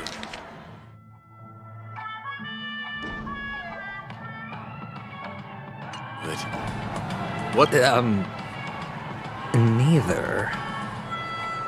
I just wanted to know if you've ever heard about death. Oh, you sound just like my... He's an Intellitron, so his dream entry methods are different from us organics. Can't count on him to protect me if something does go haywire. Hey, stay positive. Gold will always shine one day, right? The Devil of Soulglad, Dangers in the Dream, and Nightmare Ghosts. Well, surely death is a popular topic in this sweet dream granted by the family. Well, I've collected a bunch of rumors, but no useful clues. The gems in my bag are running low. Well, let's see if my last lucky interviewee brings some surprises.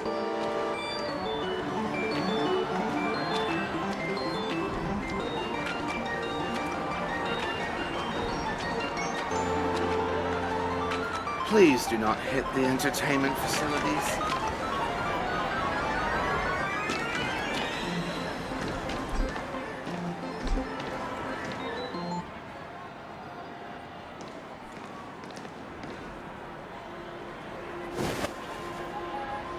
Remember what I said. You Sigonians are better off hiding in the sewers. Look at you, snooping around and sticking your nose everywhere. Is the smell of death so enticing, my fine fellow? Oh, it's you, masked fool. I should have guessed it. You're the imposter who appeared on TV after Robin's death, right?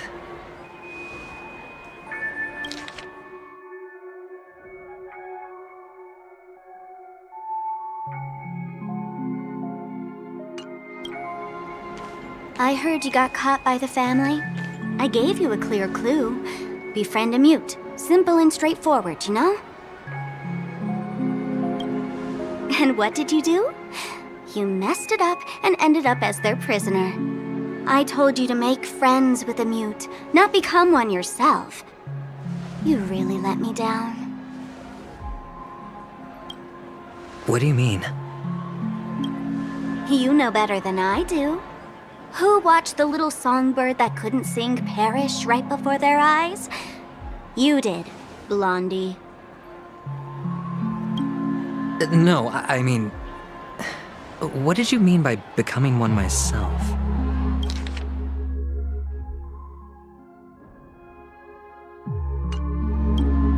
Well, it means you'll soon end up like her, unable to speak ever again.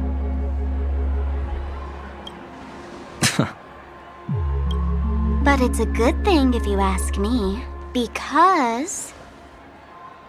Because I'm getting closer to the truth, right? Oh? Why else do you think I'm handing out cheap trinkets all over the streets, fool? All part of the act. Fool's bait. The more pathetic I seem, the more likely you'll come sniffing around. So, now that I've drawn you out, will you reward me with an answer for my efforts? Why should I help you? Don't you want to see Penacony descend into... chaos? Well, I can make that happen. I just need an answer to one question. Back then, when you asked me to find a mute,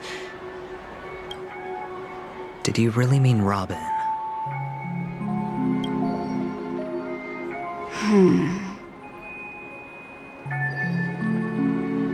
And what if I say no? Then I'll thank you. Oh, the word no has never sounded so pleasing. Well done. I admit I underestimated you, but what difference would it make? Let me tell you something. There were 2 mutes, but one is dead now, and the other, though he's still in Penacony, I'm afraid you'll never find him again.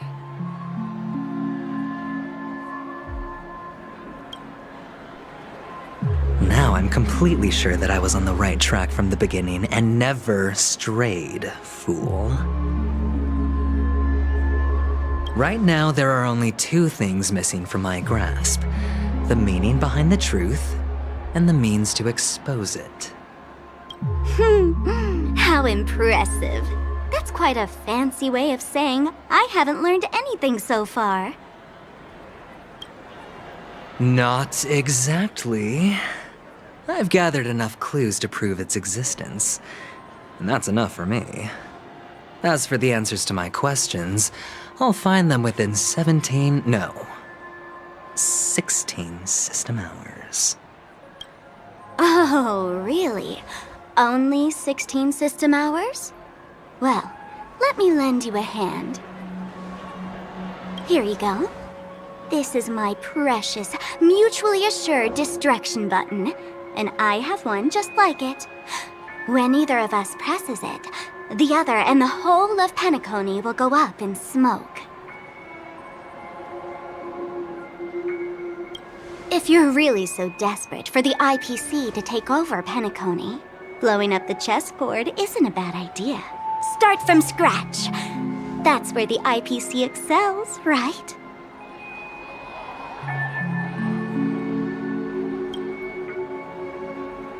Just press the button when you're at your wit's end. And of course, feel free to reach out to me for my hospice care too. Oh, a deadly button, huh? Well, I guess the family didn't take your threat seriously at all. Otherwise, how on earth did you manage to bring it in here? I have my own ways. That's all you need to know. Well, I'm afraid I'll have to decline your offer.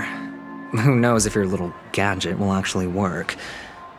By the way, I have no plans to search for the other mute friend you speak of, but it's good to hear that he's still here in Penacony. I'll handle the rest myself. I'll orchestrate a grand finale for the downfall of the family. And at the climax, the walls will crumble, people will wake up, and those who couldn't speak will find their voices again. When that time comes, go ahead, press the button, light up the sky with a magnificent fireworks display for me. Catch you later, fool. You're still talking big, but sure, if that happens, I'll stay true to my word. Just don't let me down now, okay?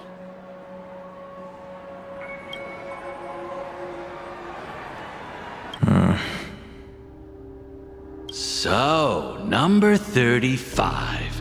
You're back. Like your new lucky charm? Can a commodity code really be considered a lucky charm? Silence! I didn't give you permission to speak, you Sigonian.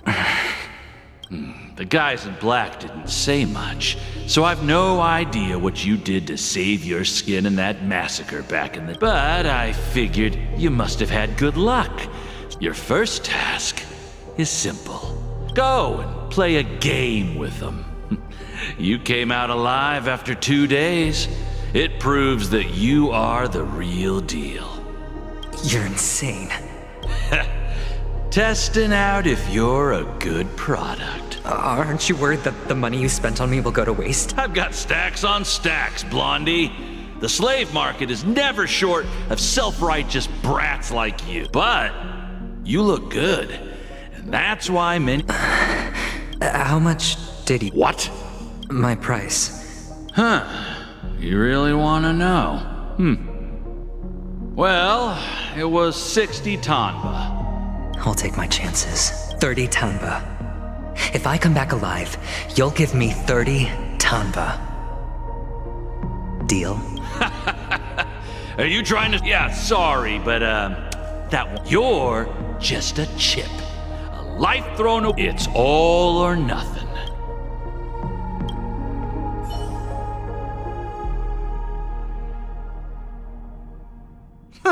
What brings you here, Gallagher? Some friends from the old days. Do you have a moment to spare, Siobhan? Oh, I have the whole day to spare. Ladies and gentlemen, welcome to Dream Jolt Hostelry. This bar offers a wide variety of drinks, but we draw the line at Soul Glad. Why settle for ordinary when you can experience extraordinary? What would you like to drink? Oh, look! A lady as cool as Serval. Who's Serval? Will you, introduce me to her? Huh? Oops. She's... Just spare them, my esteemed bartender. I'll take over the bar today. I'm getting up there in age, and I need some practice before I forget the skills that used to put food on my table. Where did you stash the ingredients? They're all under the counter. Since our guests have traveled from afar, shouldn't you whip up some special drinks? That's exactly what I had in mind. Hey, my friends, the discussion might take quite some time. So I'll prepare some customized... In the bar? Why, we're in a dream, my lovely lady. You can help yourself to any... Oh, did you hear that? She just called me my... Even in reality, mixing drinks is more than just throwing ingredients together.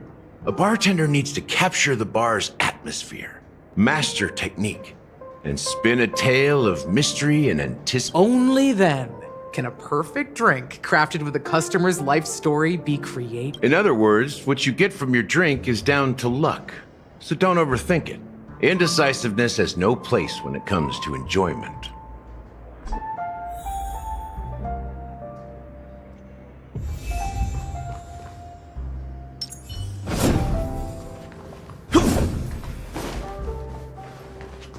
That being said, mixing a drink... So, go ahead. Go ahead, my... And let me tell you, don't underestimate the bartenders of Penacony, especially not Gallagher. This guy is pure Don't go easy on this old man. It's Soul Glad! But I thought they didn't sell Soul Glad at the bar. Let's give it a shake. Nice, it's still fizzy and has a long shelf life.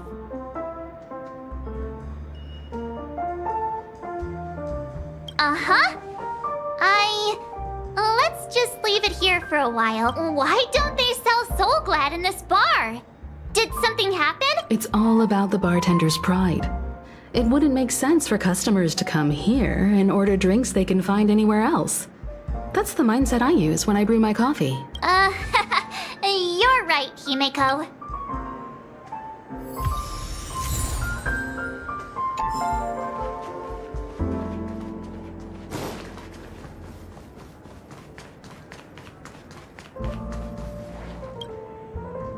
Hey, look at all these... A few days ago, an actor from the Iris family came. Caused a ruckus with Siobhan. Those chips must have gotten... That's a clever metaphor. That being said, opening a bar in this place, filled with monsters, is quite... You'll have to ask her yourself to find out. But I have a feeling she won't budge unless you impress her with an incredible drink. That's quite a stash. Not sure if...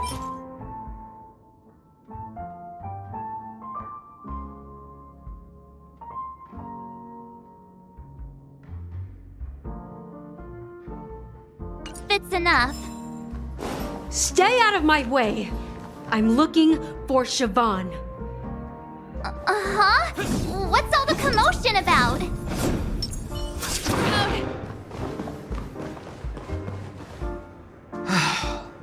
Haven't I made myself clear enough, Miss Amiki? The Dream Jolt Hostelry only welcomes guests who want to enjoy a drink to their heart's content. I'm sorry, but I'm not interested in your proposal. But you have the talent.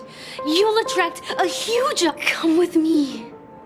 We'll become the talk of Penacony, a shining light into every corner of the dream. As you see, I'm entertaining my guests. Don't make me repeat myself. Fine. If you don't come along, I'll just sit here and not go anywhere else. Give me a sparkling drink.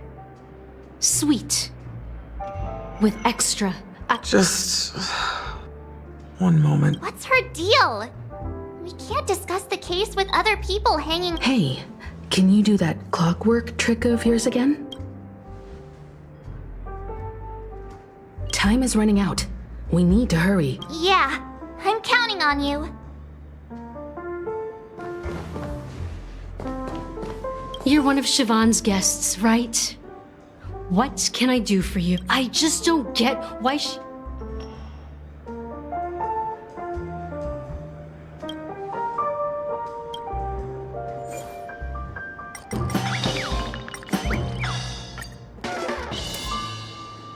Those darn Irish jerks! I get it now. I can help clear the way for her. I can do her a favor. I'll go back and write. I just don't get. I just don't get.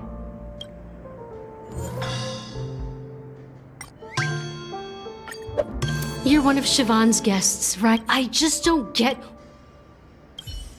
You're one of Siobhan. I just don't.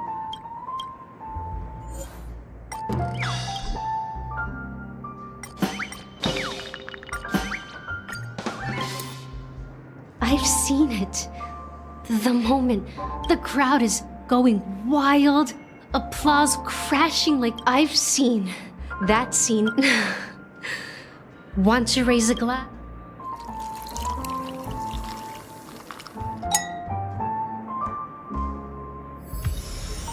She's still not leaving. Maybe I'll have to try it. I just don't get.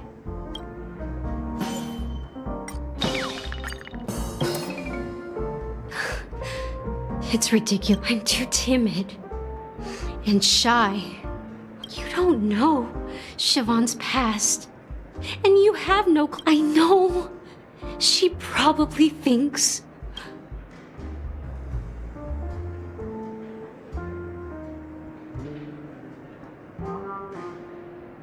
Well, talking to you has got me feeling a bit down. My thoughts are swirling, making my mind clear. Maybe I should find a place to reflect on what Siobhan truly. Here's the payment for the drinks.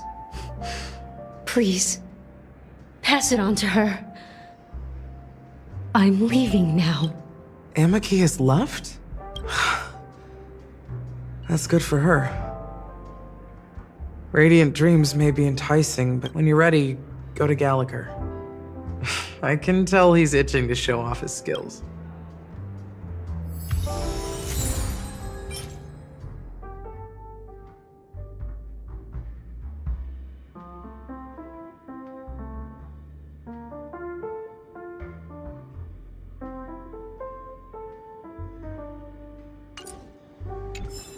And let me tell you, don't underestimate, don't go easy.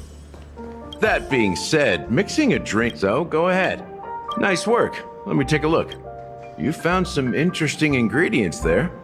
Now, take your pick. Each drink has its own unique flavor, and the base ingredient sets the tone for the initial taste and the lingering aftertaste. So, which one would you like to use as the base? Sweeter than Suza juice and more bitter than dream syrup. Dream in a bottle. Now that you've chosen the base, it's time to pick the adjunct. The ingredient that'll create a marvelous... This is the most pungent adjunct we have.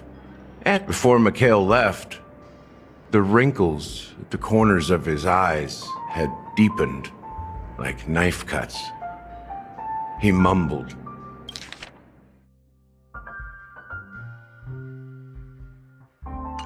His breath too weak to climb up his throat, caught up in his... Mikhail. Almost there. Let's pick a decoration. Which style do you prefer? Anything you need, I've got it. The IPC's favorite. Ambitious, aren't you? Well, it's done.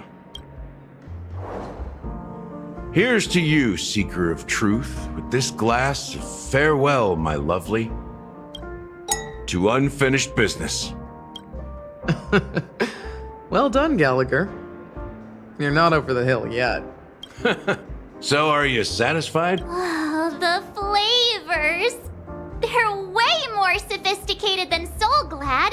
The richness and layers of these flavors are a masterpiece, especially with the adjuncts. I can taste the spicy and sour notes. I'm not entirely sure what it all means. Maybe Mr. Well, if you're expecting a profound answer, I'm afraid I'll disappoint you.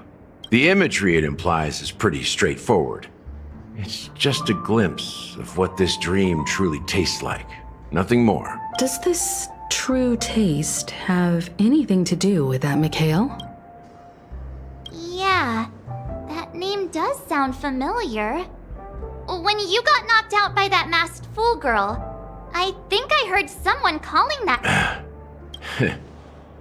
I was right about you. You guys seem to know quite a bit, and now there's no reason to hide anything from you anymore. Let's dig deeper into the case, and of course, I'll tell you a story about Mikhail. All right, let's start with what we know based on the clues the family has. It seems that Firefly isn't a local or an invited guest. In other words, she's a stowaway. She managed to fool me at first. My age must be getting the best of me. But here on the planet of festivities, stowaways are a common sight. You're bound to run into one sooner or later. After the incident, the hounds wasted no time searching for that girl in both the dreamscape and reality. But here's the thing. We only received bad news, and the trickiest kind at that. She simply vanished, leaving no trace in the dreamscape or reality, as if she had never come to Penacony at all.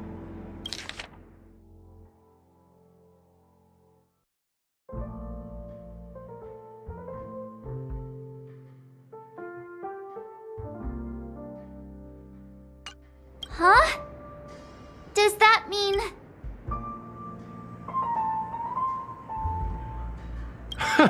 A clever metaphor. You were making a metaphor, right? Let me be frank. This case, actually, is unlike anything the Bloodhound family has dealt with before. Dealt with before?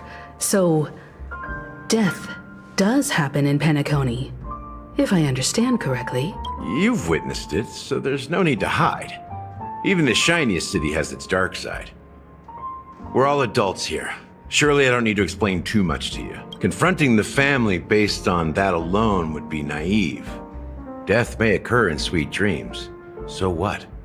Such events are highly unlikely and only affect a tiny number of people. If you really want to delve deeper into this case, you need to understand the true problem with the family. I guess it's time to tell the story of that Mikhail. You're very perceptive. The Astral Express has received that music box too, right? Do you know the secrets it holds? There's a message. Witness the impossible in the realm of dreams. Find the legacy of the Watchmaker, father of Penacony, and thus the answer to the question, why does life slumber? That's the exact wording. Hey, why are you laughing? Wait, did you write it? It's quite poetic. No, but I'm the officer in charge of this case, so how could I not know? I'm sure you must have noticed that this message didn't come from the family. You might have even guessed that the relationship between the family and the Watchmaker isn't as close as it seems. That's just our speculation. Actually, it's hard to believe that the father of Penacony and its actual managers are at odds. Now I can assure you that your speculation is absolutely correct. The family has considered the Watchmaker an enemy for a long time, but the hounds haven't been able to track him down, as he seems to be living only in the characters and stories he created. Let me ask you a question. Have you ever wondered why the family allowed the Watchmaker to send out such a ridiculous message to the outside world, inviting you here and causing chaos? So, you want to seize this opportunity to expose the Watchmaker? Well, now you understand why the Oak family authorized the Nameless to assist in the investigation, but kept you in the dark, right? Because the Watchmaker is not the legend of the land of the dreams at all. He's the most shameful stain in the history of Penacony. And he's the root cause of all the anomalies in the dreamscape. You don't get it? Well, I mean, Mikhail, the betrayer of the family, he's the watchmaker.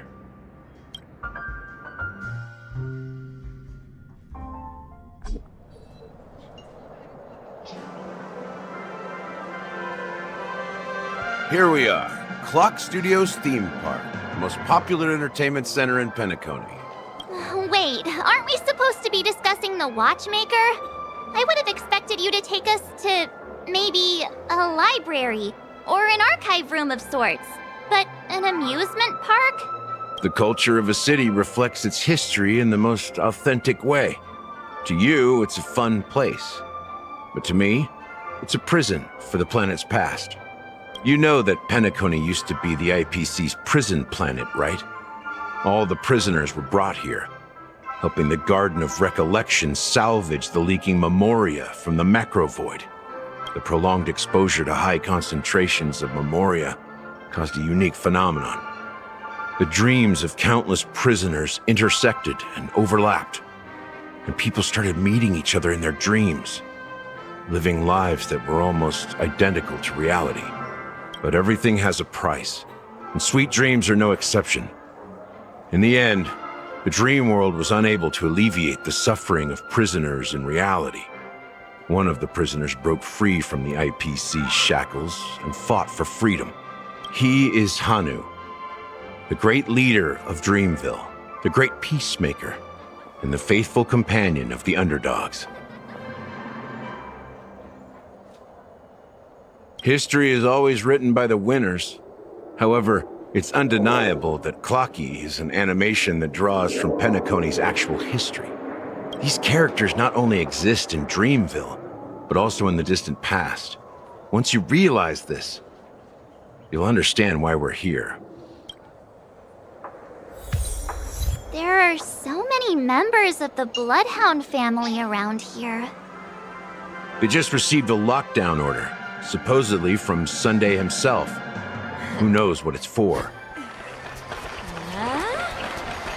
Huh?